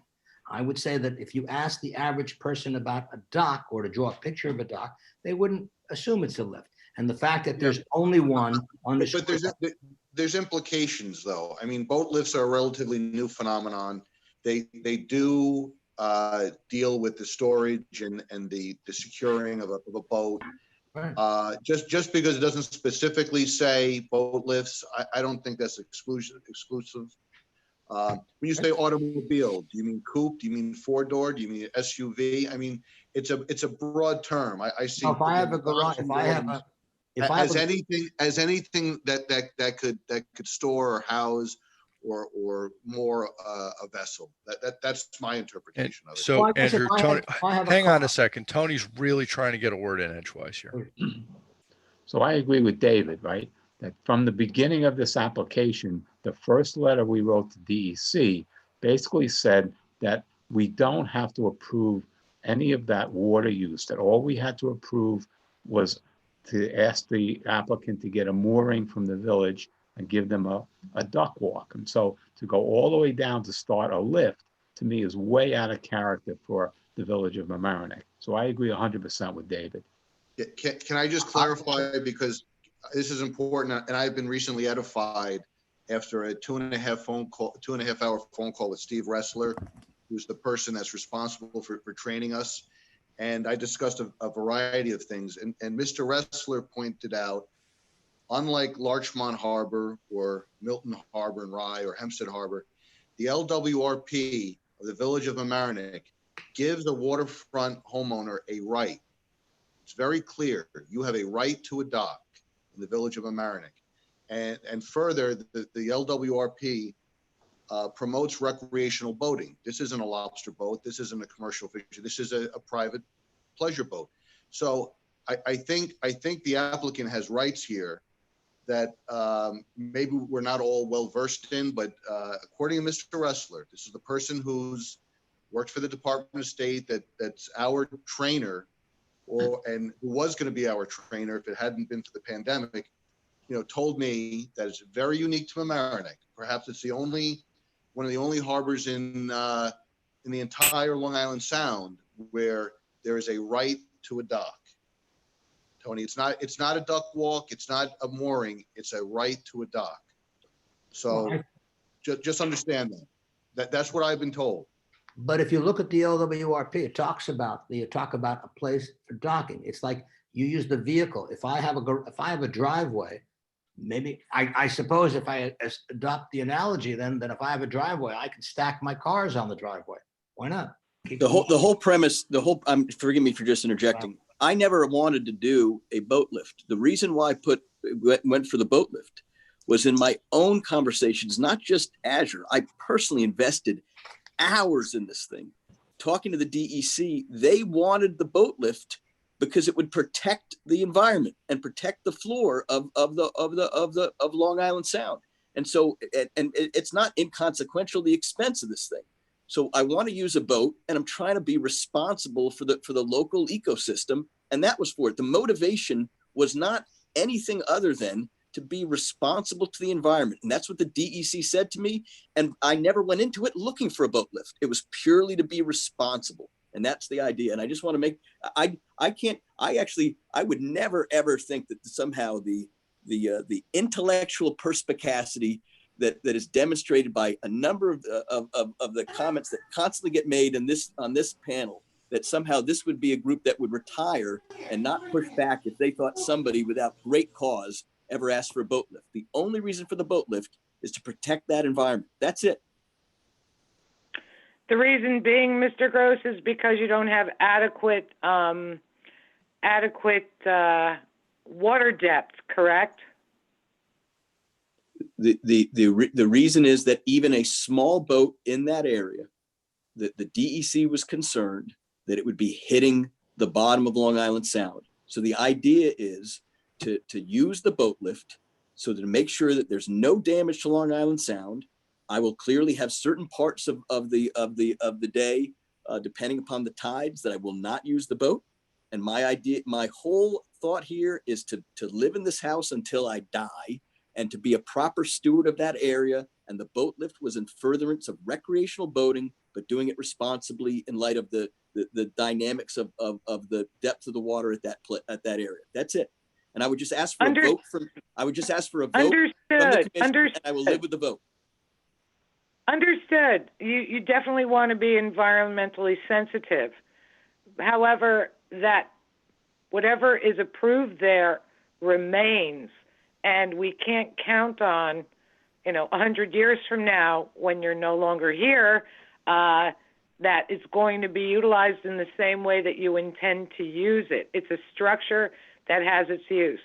As far as another boat lift is concerned in the harbor, it's on land. It's not in the water.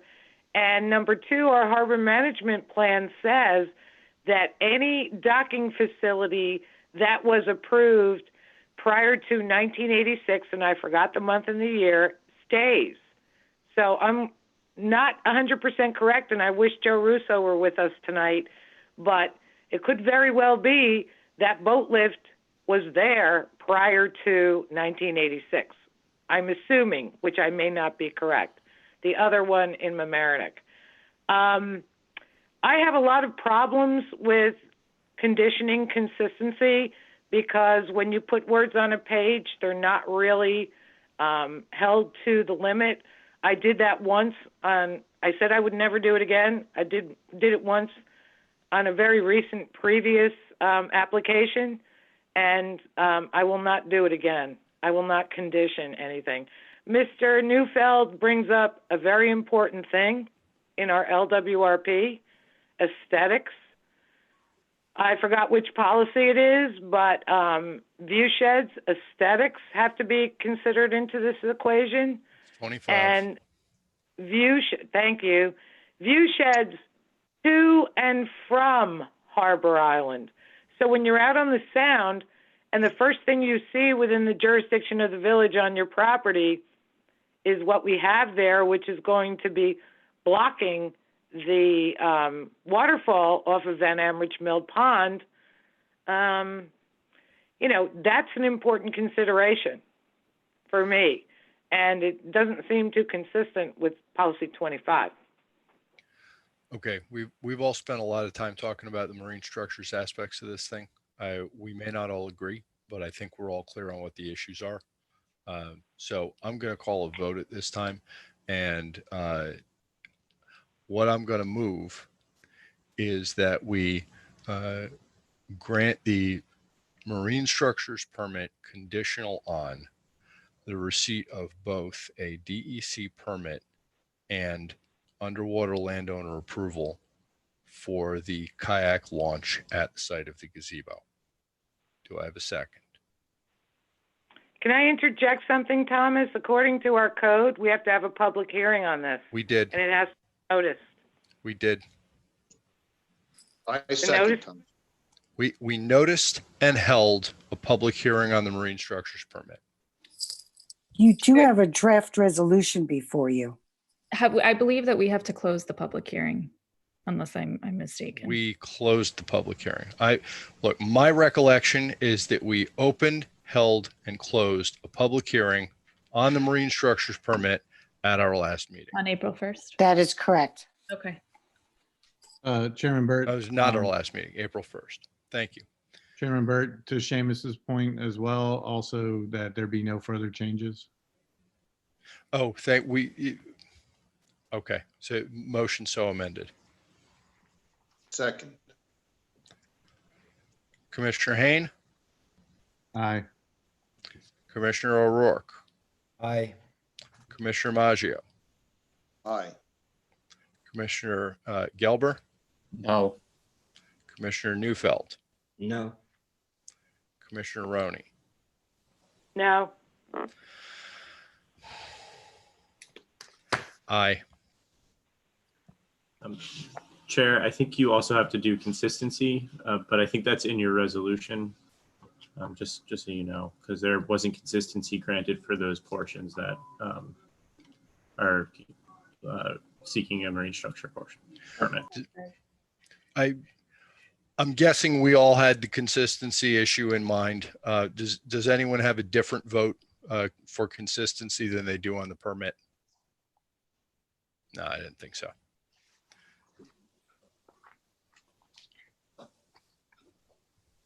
Thank you very much for everybody's time. And I'm sorry that the people who didn't vote for it, I hope that in the future you'll feel good about what we've done at the property, because our intentions are really, are at least in line with what I think your aspirations are. So I hope the people who voted against this will come later to feel better about it. Thank you. Chair, if I can, I know it'll be annoying, but if you don't mind, I think we should do a formal consistency vote just to make sure that we have both on the record. Move for finding consistency on the marine structures. Do I have a second? Second. Commissioner Hayne? Aye. Aye. Commissioner O'Rourke? Aye. Commissioner Maggio? Aye. Newfeld? No. Gelber? No. Roney? No. Thank you, commissioners. Thank you. Thank you. Did we need Chairman Burt to say if he agreed with consistency? Did he say aye? You I did. did. Oh, thank you actually. so much. Okay, terrific. Thank you. We have concluded our business with this application. Thank you very much. We have stay safe, folks. We Thank you. have a new application before us, and it's technically on for preliminary consistency, but we have to. It's not even clear that we're that far along. This may be an incomplete application. We'll have some questions about that. 1165 Grecian Point. Can we take a 2-minute break there? Comfort break. Yeah. Yeah, Thank you for reminding me that all of us need a few minutes. Thank you. You don't have to take it.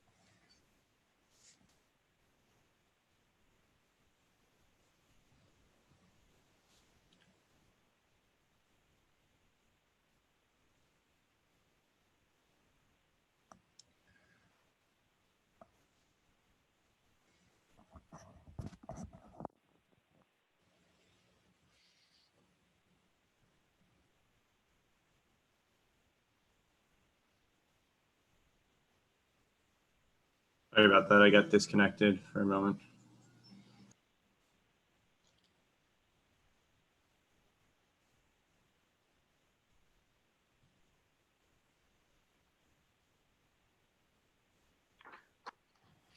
Okay, we need to hear from, we need everybody to get back, and then we'll hear from Grecian.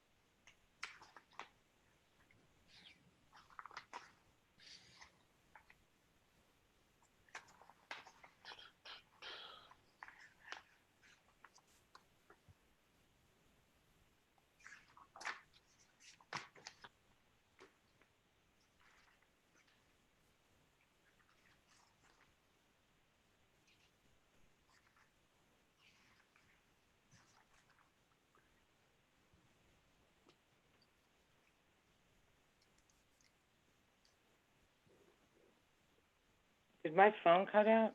No. No, we can hear you. We hear you. Disappeared on the screen.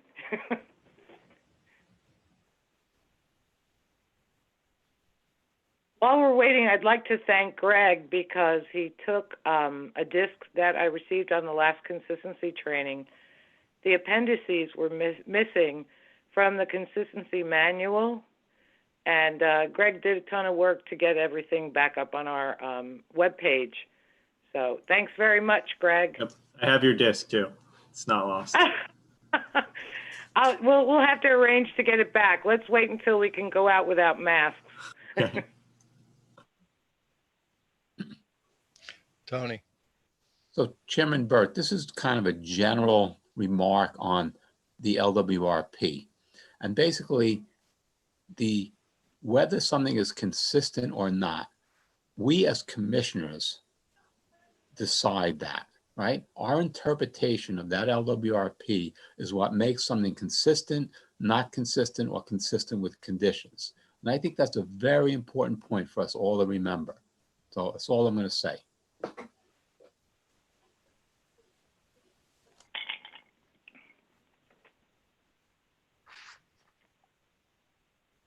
And the consistency manual tells you if it's consistent or not, or how you arrive at that. Right. So I'm glad it's on our webpage for not only us, but for applicants. I agree, Doreen. That consistency manual is very helpful. But we are the ultimate deciders of the interpretation of the LWRP with the guidance of that consistency manual. Well, the basis of our LWRP is on federal law and state law and local laws implementing our policies. Correct. Do we have everyone? We have each other. Frightening. Yes, we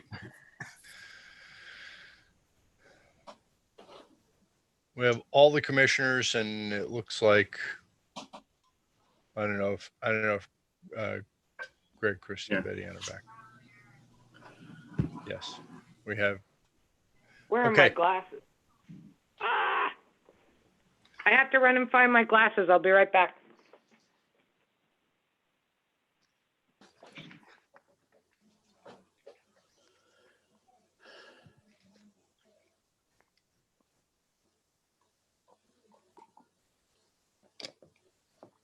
I'm back. Okay, we can proceed. Applicant for 1165 Grecian.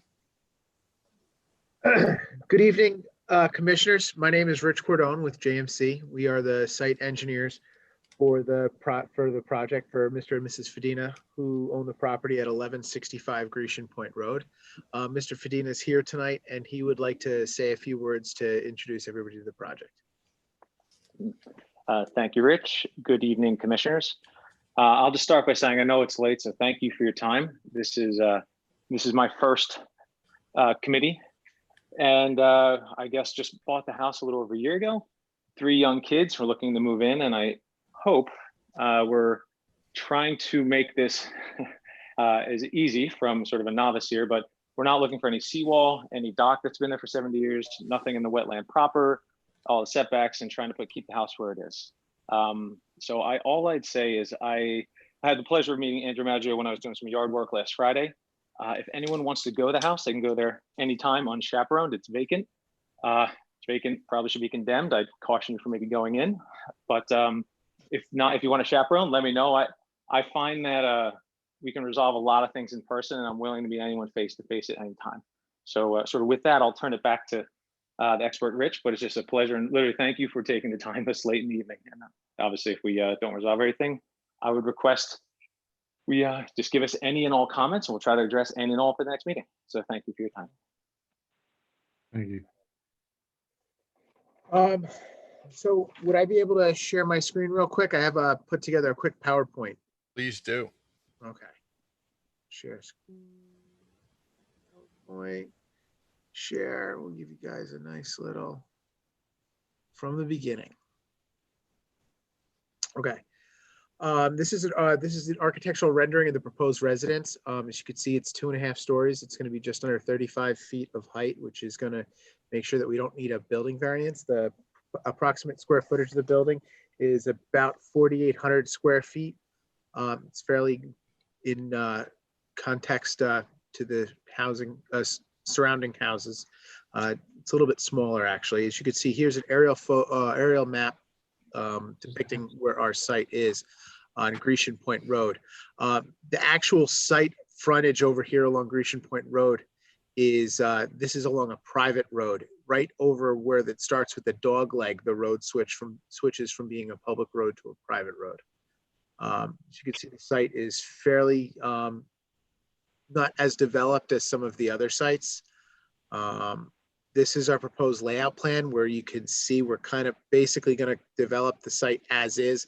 We're going to construct a house in basically the same location it's there now. The existing house is in disrepair. There's mold, there's mildew. It's really not habitable. So what we're looking to do is raise the existing home and construct a new home. Like I said, similar footprint, similar area, not much larger. It's going to be a 2.5 story instead of the 1.5 story.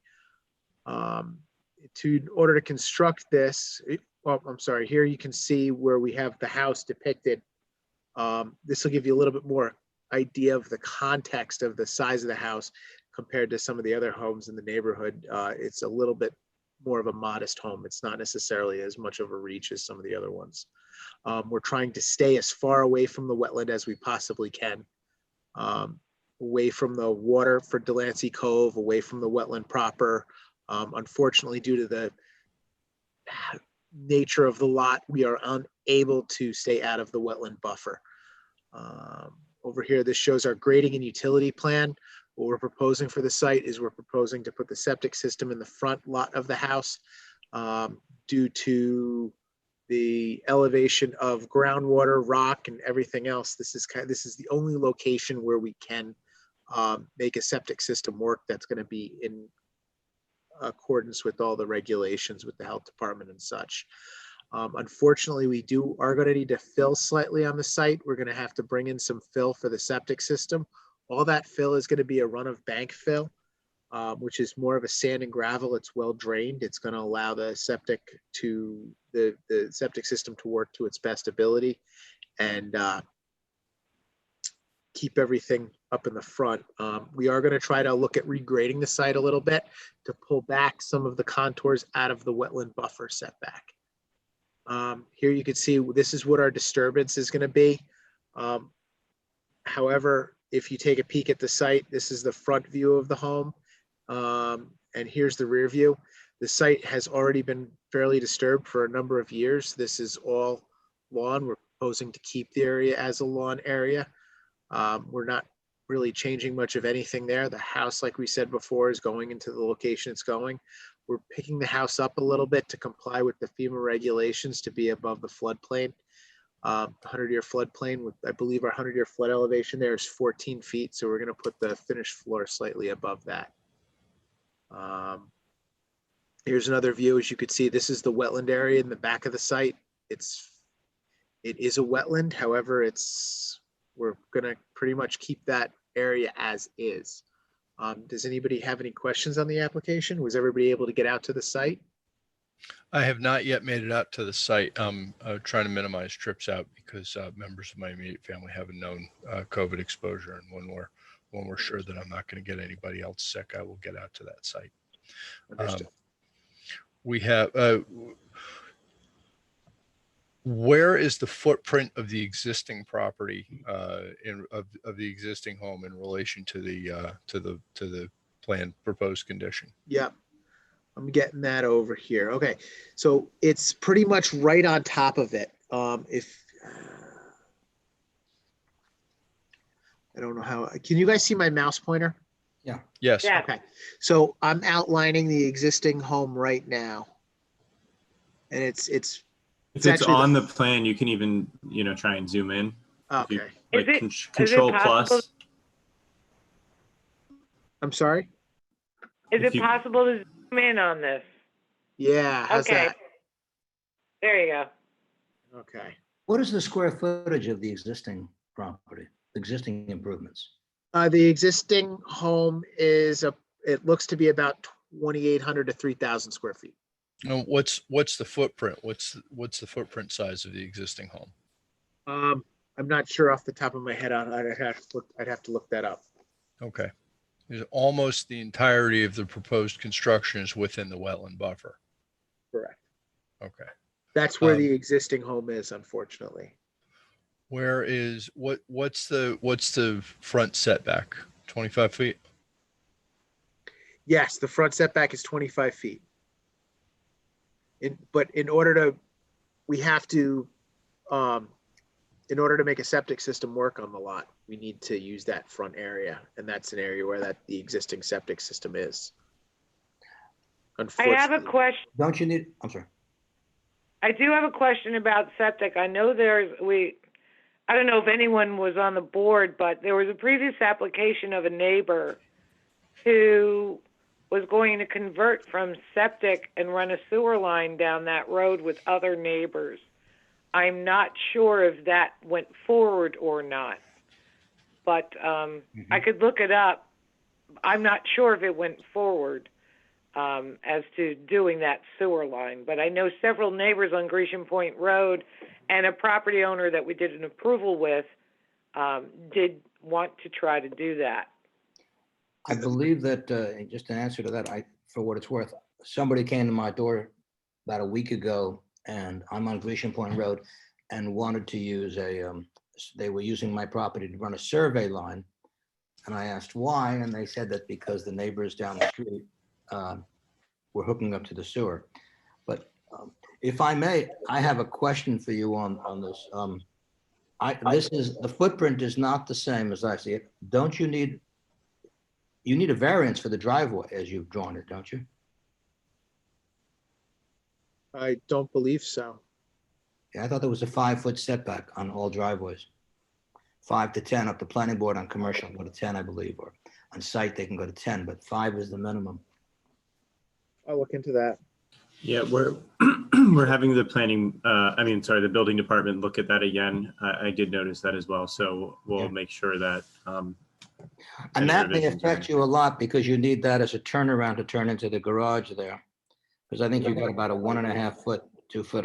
I was able to figure it out by your 28. 3. Yeah. It's 3 feet off of there. Okay. You'll see the dimension. It's right about over here. I think the biggest thing I have on your application, candidly, is that I think when one reads it, you constantly are referring to or certainly alluding to that this is going to be on the same where the present house is. And the $2,800 to $4,800, 2,800 to 4,800 square foot difference is not because you're adding a floor or not. It's because if you compare the two, they're significantly different in size on the footprint, as well as I believe this one comes out more towards the wetlands. But where can you point to? The wetlands are on which side? Because I'm confused by the line you have. The wetland is this. I'm sorry, I should have done a different color, but the wetlands are back over here. These are the wetland flags, 1, 2, 3, 4, 5, 6 of them over here. And this is the wetland side. This is where Delancey Cove is. Right. On this side. So your buffer, your orange line is where you leave that's the buffer, correct? That's correct. You also have delineated on the plan the limit of DEC jurisdiction on the 10-foot contour. Yes, ma'am. Has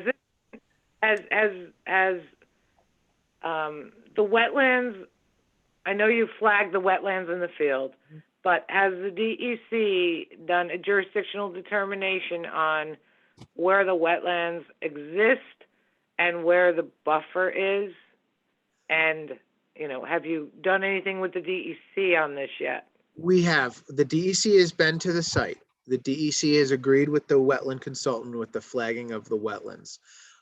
Currently, they're looking at the wetland application. There's an analyst that's been assigned to the project, and they're still looking at it. We haven't gotten any final, anything final from them yet. So what is your demarcation on the plan which is within the 10-foot contour that says jurisdiction of DEC? What does that mean? Well, okay, so with the DEC, with their jurisdiction, it is their jurisdictional limit would be, for example, if there's a seawall on the property on the neighbor here and a seawall on the property of the neighbor here, and this property line was less than 100 feet, their jurisdiction would end over here. However, if there's not that, then it's either 300 feet, the roadway, or the 10-foot contour. Correct. So you don't have a seawall. We don't have the seawall, so we don't have that we don't have that jurisdiction. It would be 300 feet, the roadway, or that 10-foot contour. So in discussions with the DEC at this time, it's looking like their jurisdictional limit is going to be that 10-foot contour. Okay. However, they have not completed their analysis. One thing you do in your application is about 3 places, I think you say you're going to do something to the maximum extent possible. And I can, speaking for myself, that's Should be minimum. That's an ambiguous statement of the maximum extent possible. You know, that means I'll do the best I can do. I mean, and I assume you will do the best you can do, but I guess my function as I see it is, what are you going to do? What do you propose to do? And then we can decide when the maximum is, or if it meets the criteria. Because just to suggest you'll do it the best you can doesn't give me I guess it gives me pause. Yeah, and you do that with a few places. What? Why do you need the front? It's on septic now? Is that the reason it's set back, or is that what you? That's correct. That's correct. It's on septic now, and at this current time, we're moving forward with an application that's on septic. We don't know if the village is going to take ownership of an existing private sewer line that goes down Grecian Point Road. Right now, there is no public sewer in Grecian Point Road along there. There's no, that's right. You defined that earlier as private, don't you? That's correct. And that the sewer line there's actually 5 sewer lines that are in that road. And right now they're all private. We cannot tie into a private line. That's not acceptable by the health department. What did you base the fact that you say it's private on? I mean, I happen to have looked into that myself once on the privacy issue. Those lines are all owned by individuals. They were installed. No, I'm not talking about the road itself you said was private earlier. That's correct. The town owns up to a certain portion, and then from the portion beyond, it's owned by a homeowners association. Or a road association, I should say. Yeah, I don't think that's accurate, but okay. Yeah. Okay, I apologize if I missed this in the materials, but do you have an environmental consultant yet? Oh, environmental consultant for what? The wetland consultant? You're building almost the entirety of this proposed project within the 100-foot wetland buffer. Yes, we do have a wetland consultant that we're dealing with. Okay, because what we need to know from applicants is whether the building whether any work in the buffer zone is going to have any adverse impact on the adjacent wetlands. Okay. So just so that we're completely transparent about where we're going, we're going to need to know if there's any adverse impact to the wetlands at all from building in the buffer zone. Understood. Understood. I would also like to include in that, Commissioner Burt, the removal of all the trees and what effect that will have on the wetland as well. Yeah, Because can I get a little background? they're removing 50 plus trees. Right. Yeah, it's a wooded area now. Do you have how many agencies? Who else do you need approvals from? Or permits from? We're going to need health department approval, and we're also going to need the DEC approval. The applicant would like to speak real quick. Greg, is there any way you can bring him back on? I unmuted him, so he should be able to speak. Thank you, Rich. It's about 2 minutes past due. I'm sorry, I was trying to raise my hand. It was just a question on the road status. So the 19 houses around the curve, in 1953, there was a road association, not a homeowners association. And so the private sewer lines There are public documents filed in 2006, which 5 homeowners installed their own private sewer line from Orienta all the way through the end of the street.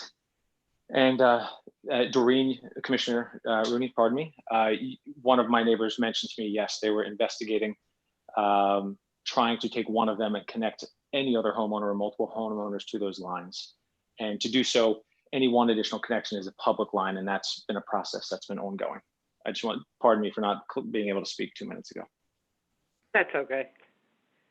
Can I? Well, I figured I'd put that out there just in case it might be an option if it were there. I'm not sure. Mhm. What's missing from this plans? What's missing from the plans are, it's obvious you're in a floodplain, but there's nothing showing the floodplain elevations on any of the plan documents. That needs to happen. And is the house being elevated to 2 feet above base flood elevation? I know that's not our domain. However, there are flood policies 12 through 17 that deal with this. And I can also comment there, the architect's not on the line. Yes, the ground floor is going to be at 16 BFE. So 13 is the 100-year, at least 2, we're going to go 3 feet over. I don't see anything on the plan document, so that's, that needs to get there. That'll be on the Also, resubmitted documents. You resubmitted it?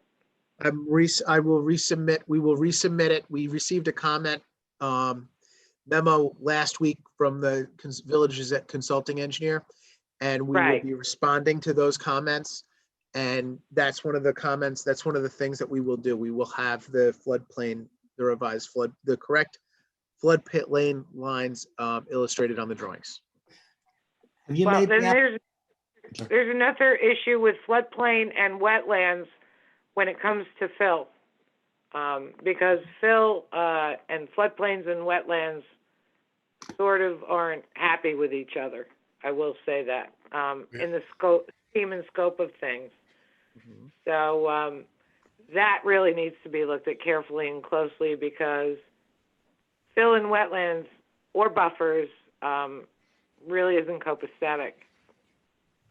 We have a no net fill rule in floodplains. In riverine floodplains, it's absolute, but we have generally called a fairly tight strike zone on positive net fill in any floodplain, because it has consequences for everything around it. So you should not be putting an application in front of us that has positive net fill unless you have really thought about how you're going to justify that. Understood. Have you filed an application with DEC yet? No, we haven't. Have you done a joint application? It's called a joint application. It's Yes. for DEC. Mhm. It's I know. you don't have any, do you have an underwater land grant at all? I'm sorry, what did you say? A what land grant? Is there an underwater land grant attached to this property at all? I don't know. I'll have to look that up. I can look it up too on our study, but it might not be there. I'm mentioning the joint application for a reason. It would be in your best interest to do a joint application with the DEC, DOS, Army Corps of Engineers, or whatever their method is for jurisdictional determination.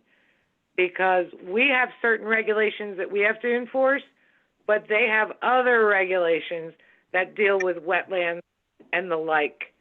So it's better to start from the beginning.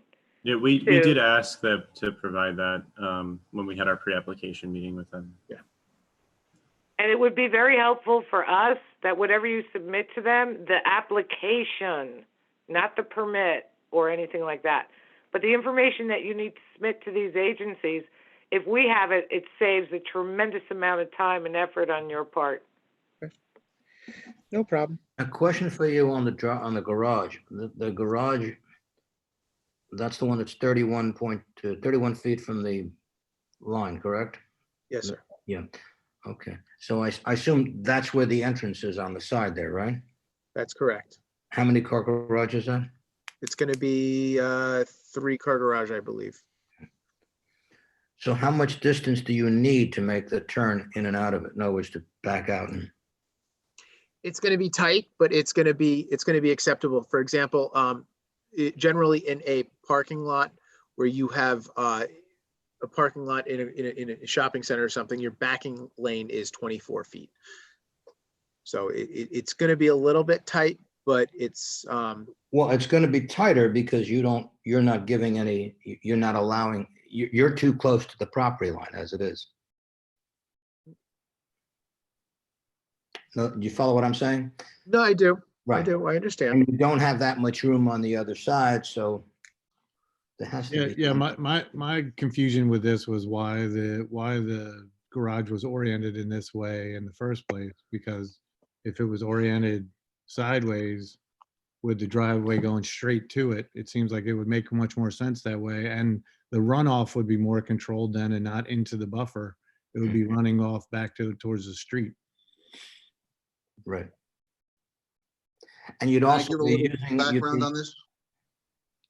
Can I just give you a little background for, since I was out there? The lot is very, very low. The backyard is very, very wet, and it's almost has a bold depression in it, and the surrounding houses are the houses, the yards are much higher, and they've probably been filled. So most of the water surrounding properties unfortunately runs to into this backyard. In terms of the trees, it's very heavily wooded. To build a house, the house has been neglected for a long, long time. It's in a very bad state of repair.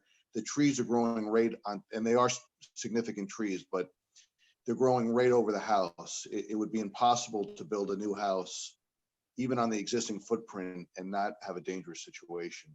I was inquiring about the sewer and the septic system. I was concerned that it was so wet that the septic system might not perk.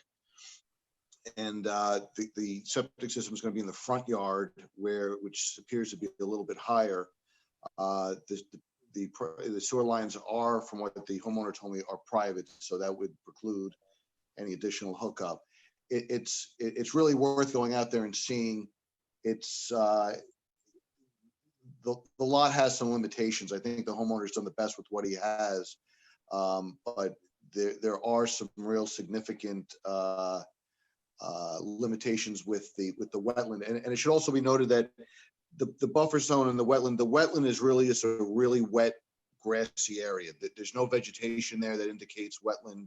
It's just a bowl depressed backyard that's very wet, and it's regular grass, and the grass isn't really growing very well there. So in terms of environmental protection, technically it's a wetland and there is a buffer zone there, but if you went out and saw it, it wouldn't be a wetland in the conventional sense of supporting amphibians and certain vegetation. Andrew, would that be because it was converted to lawn years ago, and that it was previously a natural wetland that has been turned into a yard in previous years?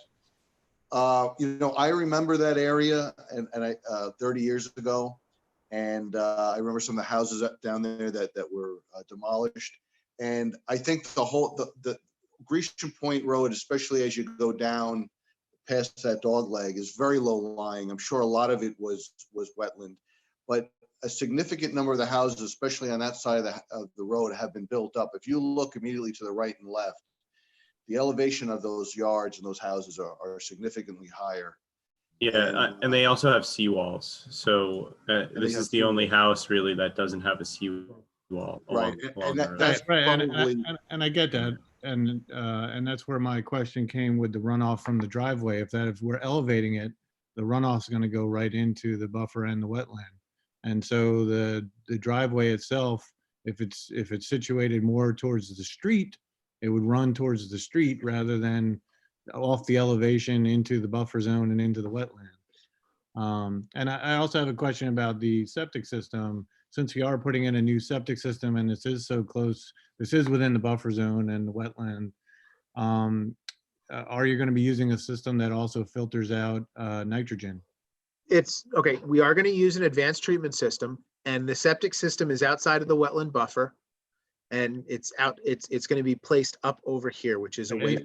I get that. It's just outside the buffer. So, you know, anything that leaches into the soil will eventually make it through the buffer to the wetland. So that's why I have the question about the nitrogen. What about, what's that circle? What is that, that semicircle on the back of the property? What is that? An architectural feature of some type? Right here? Yeah. That's part of the building, yes. Because you do have room to move it over, you know, below that as you go face the street. I think one of the things you have to consider is if you're not going to change this, I think you'd have to go to zoning before, because this is not an approvable plan as of right. Agreed. Well, the other thing is in the stormwater design manual, chapter 3 is the planning before you decide how you're going to deal with your stormwater. And, you know, the recommendation is to preserve and protect natural resources, which includes wetlands and buffers and other resource features. And it's not to be included in the development site proposal. So I don't know how you meet chapter 3 of the stormwater design manual when it comes to stormwater management planning and looking at the site with the 6-step process before you even do any stormwater management facility assessment and all of that. Can you explain that? We have an existing site that we're not trying to overly develop. We're trying to build something.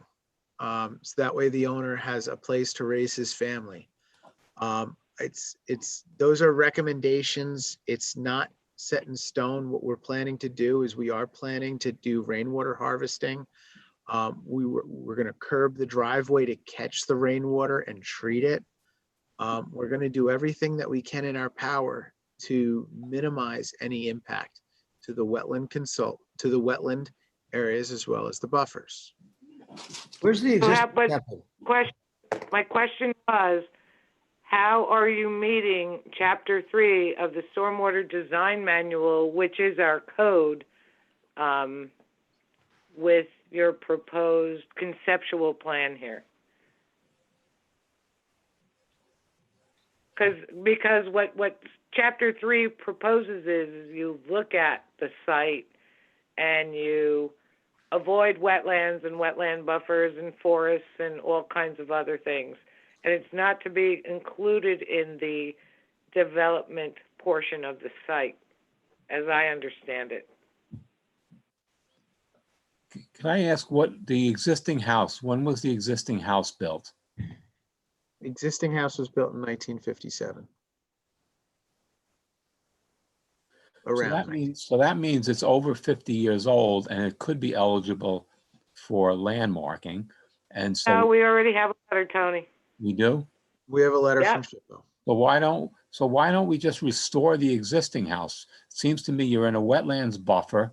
It seems to me you got a bunch of trees. It seems to me that this construction is going to do a lot of environmental damage. So why aren't we just restoring this house, making it a little bigger or something reasonable versus knocking it down and starting all over again? Because the house is too low, you have to raise it up above the 100-year floodplain elevation. Okay. The 2 feet above there. You have to have a septic system that's going to work. Right now, the septic system doesn't work. It has to be. Well, you could put a septic system.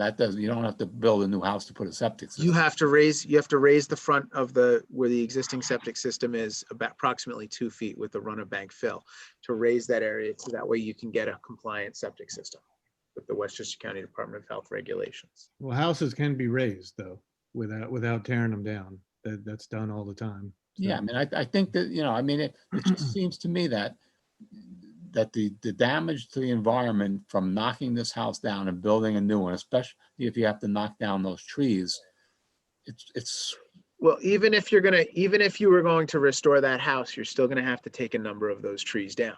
You're gonna have to take the trees down in order to repair the septic system. If you're gonna do anything with this lot, there's gonna be trees that are gonna have to come down. And the existing state of that building, it's gonna basically have to be completely and utterly gutted in order to turn it into something that's gonna be habitable for somebody to raise their family. I think the trees on the marsh side of the house, though, don't necessarily need to be all torn out. I mean, you basically eliminate all of them but 6. And Okay. all of them along the marsh line that are preventing erosion and all that kind of stuff. So, Well, I mean, most of the construction is going to be happening from the street side with equipment coming in and out. They're not going to be bringing equipment in through the marsh side of the no. house. We're gonna look at regrading the site and seeing what we can do to save some more of the trees. We'll see what we can do to pull minimize all the grading as best we can. I'll try, we're gonna try to see if we can, and I think I can. I think I have a grading plan that's gonna work, where we'll minimize all the grading and any type of a fill that's past that wetland buffer. Anything behind that wetland buffer, we'll grade it, so that way the cut and fill is balanced. So I have another quick question, and that is in regards to foundation. So obviously you're not going to be using the existing foundation of the house. So you're going to have to be putting in a new foundation. And how far out is the foundation going? Because you're basically moving further into the buffer zone. Is there a foundation under, I imagine that's a deck and all that kind of stuff, or is just the foundation under the darker filled area? It's just going to be a foundation under the darker filled area. The proposed deck would just have piers with potentially smaller sonotube. Okay, great. Thank you. What's the percent impervious coverage on the existing house and the percent impervious coverage on the proposed? Including the driveway, because the driveway is significantly larger. I'll have to look. I don't have those calculations off the top of my head. That would be great to learn. I'll put that on a table of land use, Doreen, on the resubmissions that way. Thank you. Thank you. The only reason why I ask is that it really, those things affect the wetlands. I think everything we're talking about deals with impacting the wetlands. And we have to be sure we don't do that. But don't forget, we also need to be considering the floodplain, which we don't have any information on. Would you also, could you also draw in there the existing footprint and compare the dimensions of the existing to that? And then also you're going to check the existing footprint. Yes, we have okay. Yeah. You have because your application repeatedly talks about it the same location, the same. It's not, but I'd like to see this. I'd like to see that on the plan. And also you're going to have to deal with, if you're compliant or not. And once again, I apologize if I missed it, but do you have impervious, did you have total impervious surface figures? Change in impervious surface on the lot between the existing and proposed condition? No, I'll have that for the resubmission. Yeah, not just for the pavement, but the entirety of yeah, no, entire impervious area for the pavement and the buildings and any walkways. Yep. Versus existing, right? Yes, I'll have in the table of land use.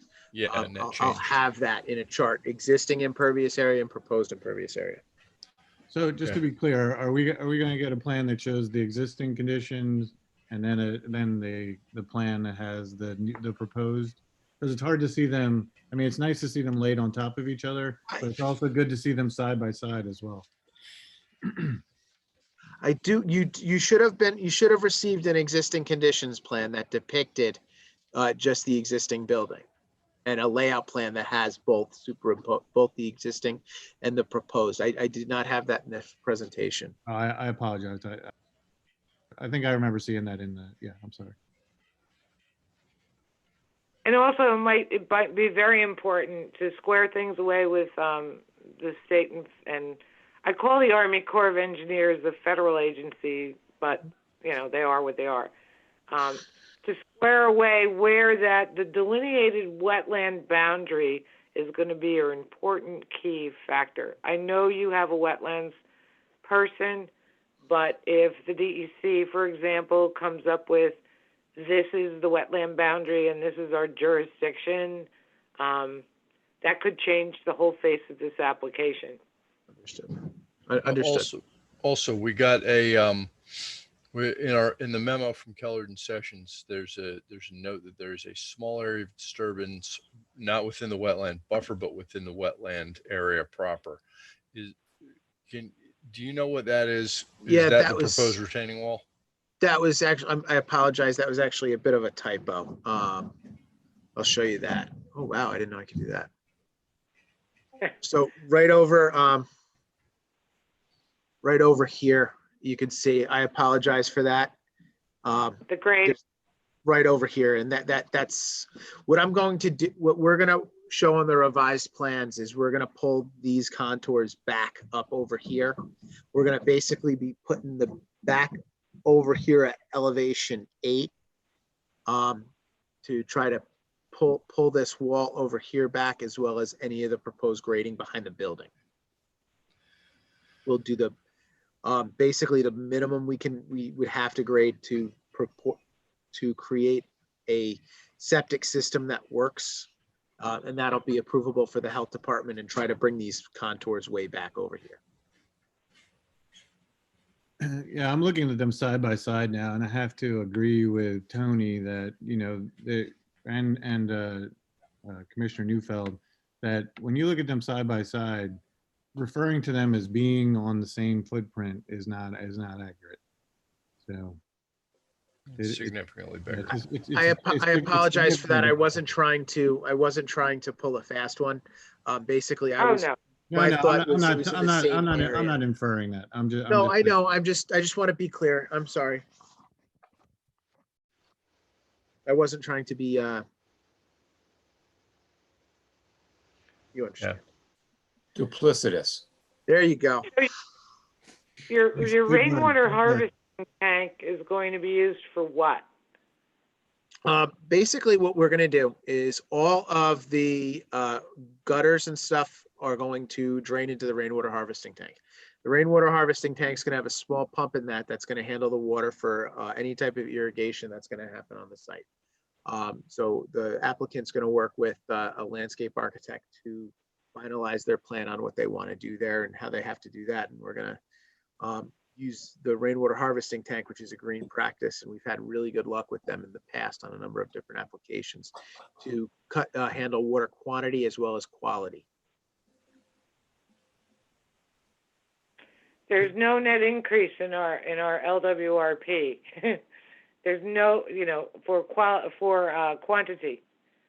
So we have a rule on that. I'm sure it's in our code somewhere. Yes. Again, I'll be explicit with this. There's a lot of disturbance on this property, and it would behoove you as representative for the applicant and the applicant not to get too far deep with further planning of all of this stuff until those wetland buffers and those wetland areas are confirmed by DEC, and if the Army Corps of Engineers has any jurisdiction.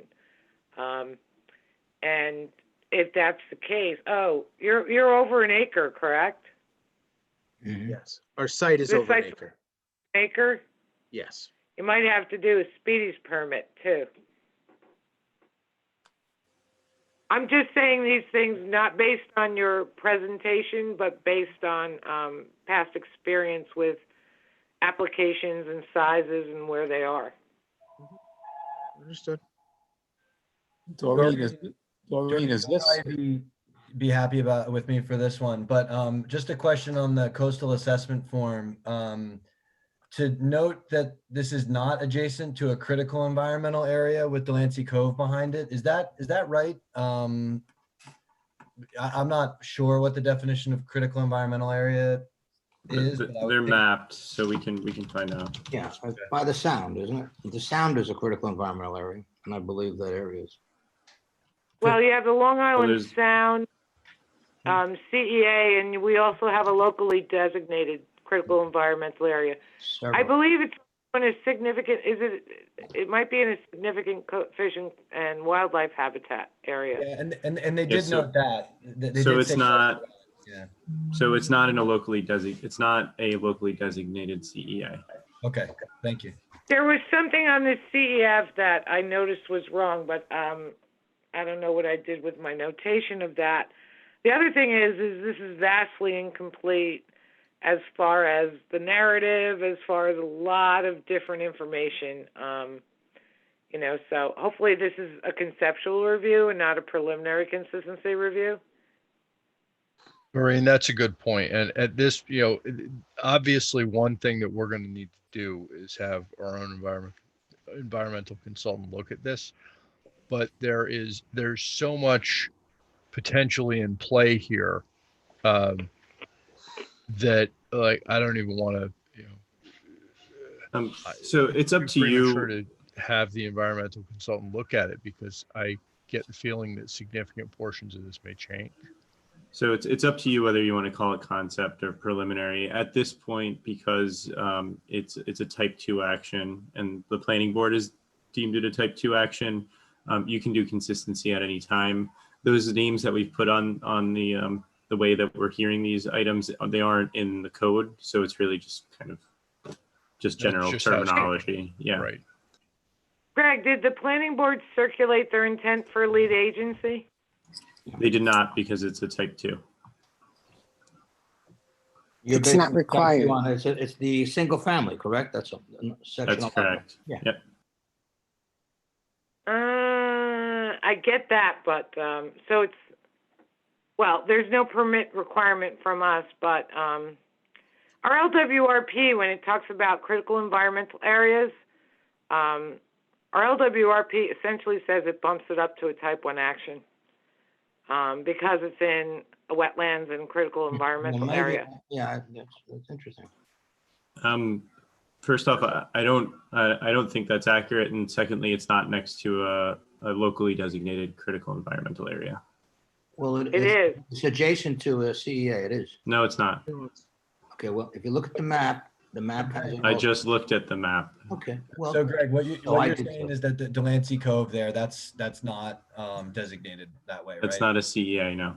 Locally designated. There is a Westchester County CEA, which is everything south of Boston Post Road. Well, I guess east of Boston Post Road, or sorry, yeah, east of Boston Post Road. But that applies to all the properties. Well, if you take a look, there's the Hammocks Conservation Area that was designated in '85, and this area on that one that I'm staring at, which is on the DEC site, has the pink colored. Let's see. It's adjacent. It says the Grecian Point. It says here adjacent CEA, so it's an adjacent area. But yeah, if you take a look at it's on the DECV under Hammocks PDF. That's where it is. A critical environmental area, by nature of its designation, any work in it may have, because of its nature, may have significant effects. And in our LWRP, it talks about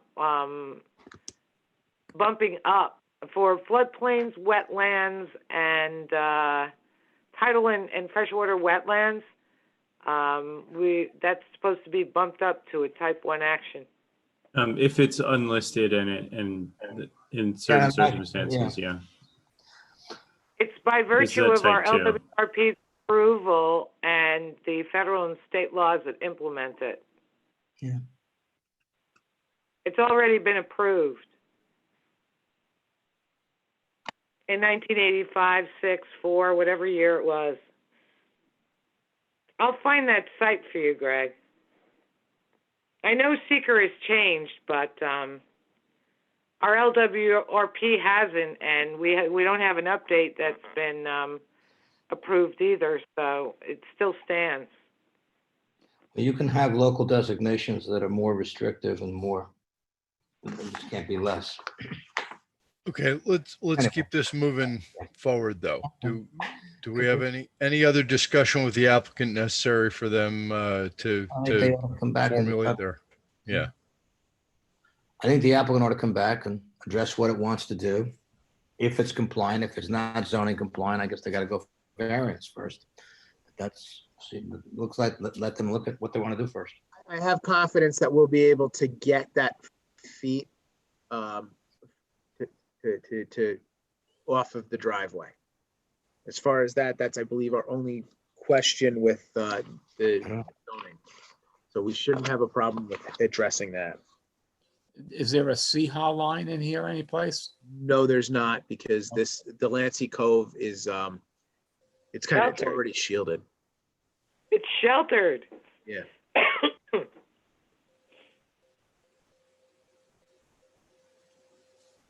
So we're going to keep this as a conceptual, not a preliminary review. This way we're not tied to timing, and give the applicant the opportunity. There might be a way to get a jurisdictional determination from the DEC, but I'm not too sure about how that works with Army Corps of Engineers, or if they have any jurisdiction there anyway. And for certain Army Corps of Engineers permits, even if they're nationwide, this is a residential development, stormwater, those are the areas in which the Department of State does consistency with us on. So I'm not sure, but you really need to explore those before you get ahead of yourself for the applicant's pocketbook. Let's put it that way. The reason why I say that is if you have a plan developed and then you find out, now we need to switch it because of jurisdictional wetlands and other, determinations, you can save yourself a lot of time by doing this first step. Understood. Thank you. Okay, I think that may be as far as we can get with this this application this evening. Chairman, you have a member of the public that's raising their hand. Well, then we should definitely hear from them. Should I stop sharing my screen or we can? Yes. Okay, sorry about that. Pull that down. All right. Okay, Stuart, you should be able to speak now. Okay, thank you. Has a SWIP been submitted for this project? It has not. It will have to be. Or a water management plan? No, it has not. Okay. So I see it's before the planning board also. Have they asked for those from you? We're going to be working with the consulting engineer, with the village's consulting engineer to develop a stormwater management plan. That's going to Okay. And just procedurally, I think somebody referred to a memo from Keller and Sessions. It's not on the agenda, the stuff that's listed for the public. So, and it really should be, because that would explain what's going on and probably explain that there's not a split. So I don't know if the board has that in front of you, but it seems like somebody had that. Yeah, Stuart, I have, there is a May 18 memo, and Okay. I don't know why it wasn't included in the materials. I'm sure Betty Ann will get that up. Timing issue. It is on the planning board. Well, it might be a different one, but it's probably got some How of the is it similar coded, content. Greg? Is it coded somehow differently? I mean, I'm looking at it now, the HCZMC, and I can't identify anything that would be a Keller. Yeah, we'll add it. I'm not seeing that either, but Okay. if you do want to see, there is one for the planning board that is on the agenda from last week for the planning board that addresses probably similar, probably the same language. So it's the same memo Chairman Burt's speaking of? I'll let Brian The comments are I can speak to that. Hi, Brian Hildenbrand, Kellard Sessions. It's the same comments for the planning board received. And it's comment number 1 is requesting. And that was the 5-4 or the 5-6 meeting? The 5-13. 5-13. They've had so many meetings. I'm sorry. I just want to make sure I'm seeing it here. It's the last document. Creation point. Okay, great. Okay, Yeah, thanks. and Stuart, it addresses stormwater and SWIP at paragraph 2 on the second page. Okay, I'll take a look at it. Thank you. Okay, I think that's as far as we can get with this application tonight. Thank you all for your time and your comments. We look forward to seeing you guys in a couple of weeks. Okay. Thank you.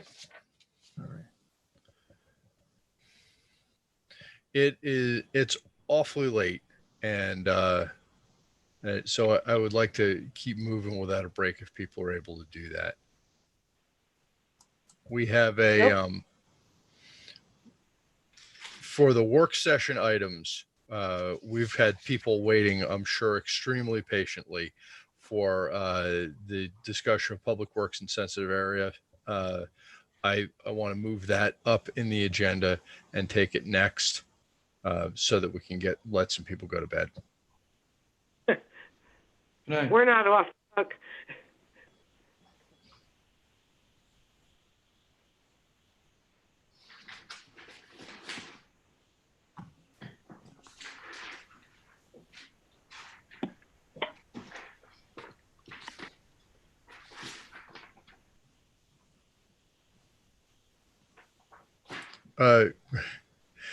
Greg, we have a guest waiting patiently for us. Are you talking about Stuart? No, I thought we had DPW. No, I sent him and notified DPW, but they're not here. What? So come again? They're not here. I did someone confirm with you that they would be coming? Because I reached out to them. I can't control them coming or not coming to the meeting. So might it be? That was not my understanding. Okay.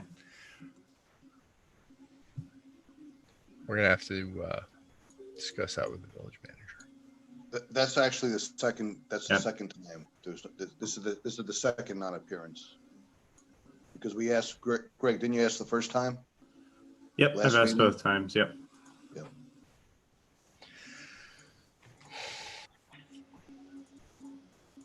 Okay, I know we have a member of the public who pays a whole lot of attention to environmental concerns and working in sensitive areas. And I'm just going to put on the record, we have made Mr. Tiekert's letter and photographs part of the record. I've said before, enough times I can't remember where I said it, that what I really want to have is not a discussion about a particular job, but a discussion about process, so that we as a commission understand how DPW incorporates best practices for working in environmentally sensitive areas like beside the Merrimack River, wetlands, sensitive places, so that they are thinking about the problems we think about, worrying about environmental damage, and using best practices. I don't think that I have a good understanding of how and at what level they incorporate those things. I don't know if any other commissioner feels like they do, but I certainly don't. I want to have somebody I can talk to who can walk through that as part of our public oversight role. I thought I was clear that the village manager was going to have Tony Iacovelli come here tonight and have that discussion with us. I thought I was as transparent as possible about what it was we wanted to talk about. Somehow we had a miscommunication, and we don't have someone here who can answer any of the questions I have. It is, I think, I would say it's unfortunate that Stuart Tiekert has stayed up with us all evening waiting for that, but I know Stuart is extremely attentive to public meetings and probably would be watching anyway. Hi, Stuart. That is really unfortunate and not and not productive. Stuart, given that you've been patient, if you want to say anything, I'll give you the opportunity to do so. The only thing I would say is I wasn't expecting Tony Acabelli there. So I'm not totally disappointed. You know, I'm happy the board is taking up this topic. And I'm happy to speak about what I think is problematic about how our village staff deals with stormwater management issues on our property. And I think it really goes back to when we adopted our stormwater management plan, that we never really did public and staff education on the topic. So I think this will be a good exercise. I commend you for doing it. And I'm not disappointed I stayed up. I'm not sure if you can have a discussion about any of the issues. I think the short-term issue is to get a more sufficient way to keep all the discharge from the parking lot and from the disturbed earth there from going into the stream bed. I think, as I wrote you, they put up silt fence, they put up hay bales, but it could be done better. And I'm sure there's guidance to say how it could be. And then there's the long-term solution. It's clearly an issue. I mean, ultimately, probably it should be something serious like a catch basin there to a, treatment and then on to the river. But as I said, I'm grateful for you taking it up and I look forward to the discussion. Thank you. Thanks for your input. Well, Thomas, can I make one comment? I often travel by that area. I agree with what Mr. Tiekert says, and I agree that we're trying to get a better handle on this situation. However, we're not considering something that's pretty important that happens either all too frequently or not that frequently.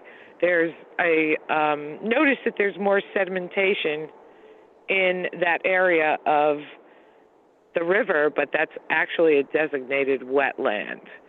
So maybe in addition to trying to get this back on the agenda, we might have some discussions with a long-term plan solution with a wetland restoration there, because I know it's not going to happen overnight, but I know the county does have a program for that. They did it in Columbus Park.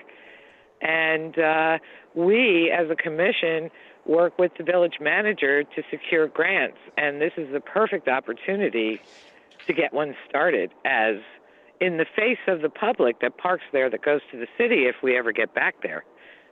Yeah, we did apply to do some restoration on that stream bank of, I think it was like 2014, and removing the invasives, which I mentioned before. And yes, they did do Columbus Park up into the first pedestrian bridge. The county did a project there. They kind of pulled back for a long period of time on doing projects like that.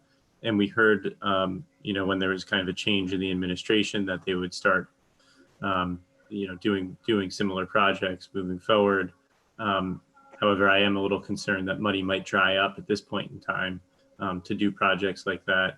And I will agree with you. And I will agree with you that there is a wetland in that location of the river. Well, I will say this, because we have an LWRP, I don't know if you received any information on the Environmental Protection Fund grants. We can get a grant very easily because we have an LWRP. We're fast-tracked. We're ahead of the line to do the planning and then the implementation. The planning really needs to start as soon as possible, because implementing it will need to happen in the long term, but the sedimentation is increasing in that area. And I'm not only thinking of it as the wetland, but now I'm thinking of, and also thinking of, it's a major place where flash flooding occurs. And when you have silt in the river like that, not good. Yeah. And we have been looking at that LWRP grant. At this point in our conversations with our grant writers, we were kind of looking to submit for the Rushmore side, not the Rushmore side, I'm sorry, the West Basin, to do some of that seawall work, continuing up, down the seawall and trying to plant native plantings and kind of do some resiliency work along that portion of the seawall where it's failing. But I do believe we can submit more than one application. So that's a worthwhile project, I think, to recommend to the board and, see if they want to prioritize it. Okay, we have discussion items that I'm gonna at this point take out of order again because I know we need to address the outfall jetty, if only to report. Andrew, you are more familiar with it than I am, but I'll just briefly, where we're at with that is we have reached out to the county, but we've had difficulty closing the loop on communication because we have a view that it would be beneficial for both the county and us if they would take a little input on the outfall jetty project before they complete it. I'm a little, I would have hoped that we would by now be farther along in that communication than we are. Andrew, do you want to add to that? Just real quickly, so Mr. Barbieri did send out an email. I saw that. Greg and Betty, we have not received a response from the county on that. Not that I'm aware of, but I am a master of nagging people, so I will follow up on that. Okay. And just real quick, again, I spoke to Mr. Ressler about this, and that was a big part of our 2.5-hour conversation. Originally, I wasn't really very inspired by the county's plan for the park and the plantings and the benches there.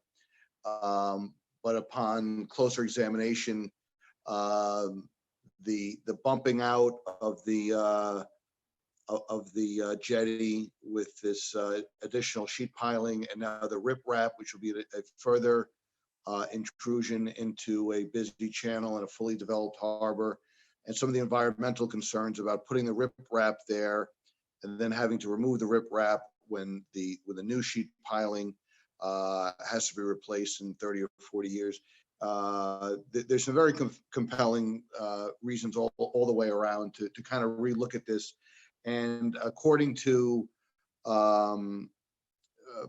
people that were on the Harbor Coastal Commission when this first came up in 2016, this matter fell into our jurisdiction. According to Mr. Ressler, it's within our purview. It appears the proper procedure was not, they went for Department of State consistency without consulting us, which was improper procedure. We have a remedy, which is to go to the Secretary of State, according to Mr. Ressler, and report on the lack of process here with the Department of State. The Secretary of State's job is to supervise all other state agencies. So, we don't want to go that route. We'd much rather have a dialogue, and I think that from what I understand, they're willing to discuss these things with us, and there is a certain amount of money that they're giving, a substantial amount of money they're giving to the village for improvements.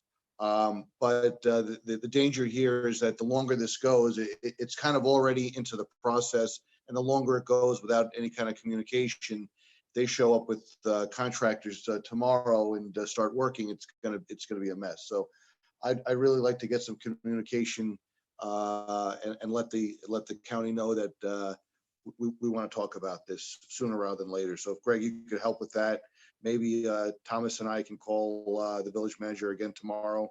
Seems we have a couple things to talk to him about. I think it's an important look. It's a very important thing. It's a prime piece of real estate. It could really make an impact on the harbor. It could really make an impact on the park. And the current plans, although they've been gone over with the DEC and other agencies, there's some things we should really talk about, and that's where I'm at with it. Well, Andrew, the other part of this too is the marine structures permit is warranted by our code before any construction happens. And should they show up with equipment, I would hope that they would come to the table because they really need a marine structures permit for the riprap and the bulkhead. That's in our code, so it might behoove us to put that on the table to say, hey, you know, I know you went to these other agencies, but there's one permit that you need to obtain from the Village of Mamaroneck. The Village of Mamaroneck holds an underwater land grant in the beach area, so, you know, that's another issue that it's encroaching on. There's a lot to this. Yes, and the bump out of the 4 feet, the new sheet piling wall, and the riprap, which isn't going to be another 4 feet. It'll be maybe 15 feet or 20 feet. So that's, you know, that's quite a bit of intrusion into the channel, quite a bit of coverage over land that they don't own. It really has to be looked at. I think I was originally okay with the construction, and I was just worried about the surface and the superficial use of the land. But after speaking to Mr. Ressler and looking into this, the whole thing concerns me, and I really don't want to upset the apple cart, especially if they're giving the village $500,000 to $750,000 for other improvements. But I think we have to talk about this and at least have a discussion and a dialogue. Definitely. I mean, no doubt about it. And the other thing it impacts is, you know, how our harbor operates on the other side of the beach, because there's going to be intrusion into that area, which is utilized for work floats and the like, and, you know, anybody comes in dredging and so on and so forth. Look, they need to secure their pipe. I understand that, but we all have to work together and come up with a plan that's going to be beneficial and meet our laws, you know, our local laws, because they might have permits from other agencies, but those permits say it's subject to ours too. Yeah. Okay, It's folks, definitely a procedural issue. We've now been going 4 and 3 hours, and while we've always been willing to work hard on this commission, I will tell you that I'm not 100%, and I am losing my ability to do meaningful deliberative work. We have 2 other work session issues, wetland law and LWRP update. Would anybody be terribly offended if we push those over to the next meeting? Because I'm really getting to my limit of the ability to move a complex agenda item forward tonight. Thomas, didn't we already on the wetland law basically approve it? And to follow up on the last meeting, I was to do a little research on the notification, as Greg brought up. Can't we just like spend a minute or two and deal with that so we can get it off to the Board of Trustees? Because we're having big problems with wetlands. Well, on wetland law, yeah, I think we've come a long way on that. We went around the horn for comments last time, and we were down to minimal. Doreen, you had one follow-up item, if you can report on that.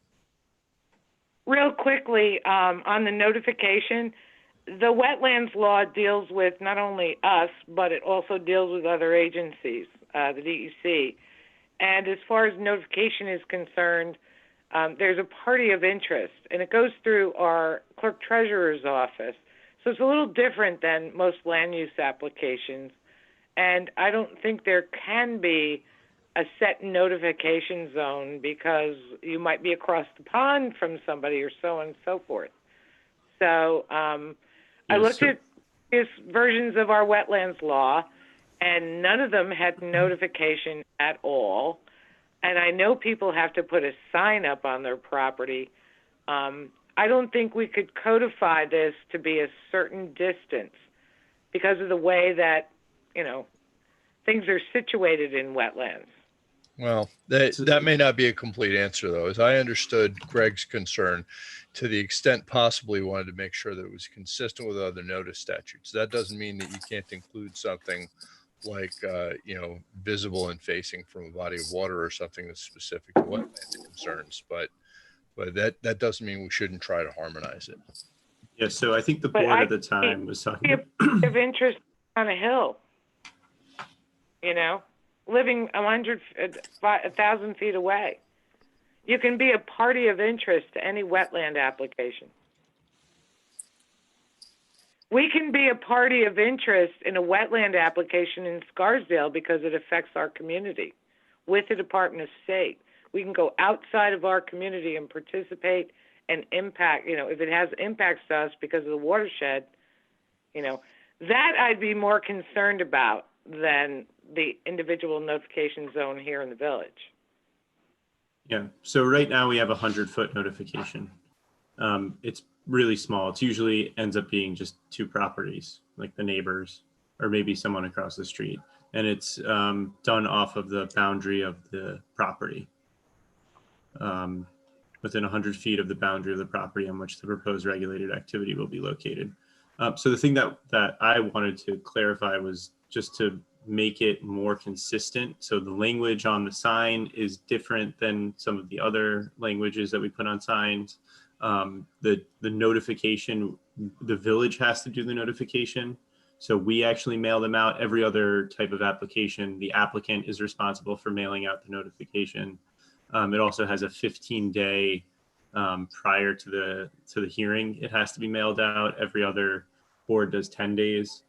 So I just kind of wanted to make it kind of fit. So, And there's no requirement for a sign posting. That's right. Should be. Permit. Yeah, There- there's not. correct. Okay. Correct. Should be done. Well, Yeah. what we need is a proposed new provision, and I don't think we've got Greg's suggestions for what it should look like, but we haven't drafted that. I think we have to put that over.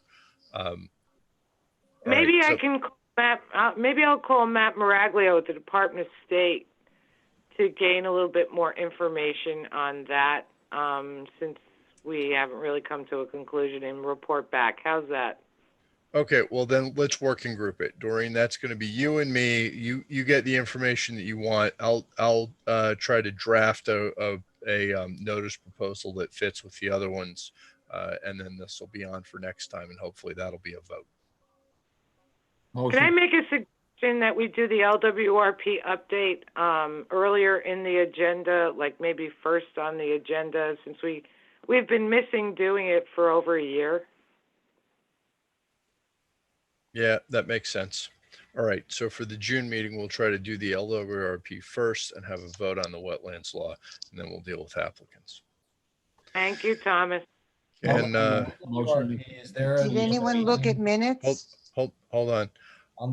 I took a quick look at minutes, Betty Ann, but I didn't have the time to go through it and make sure that I was comfortable with everything it said. So I'm also Okay. going to put that over. I'm sorry, but I am.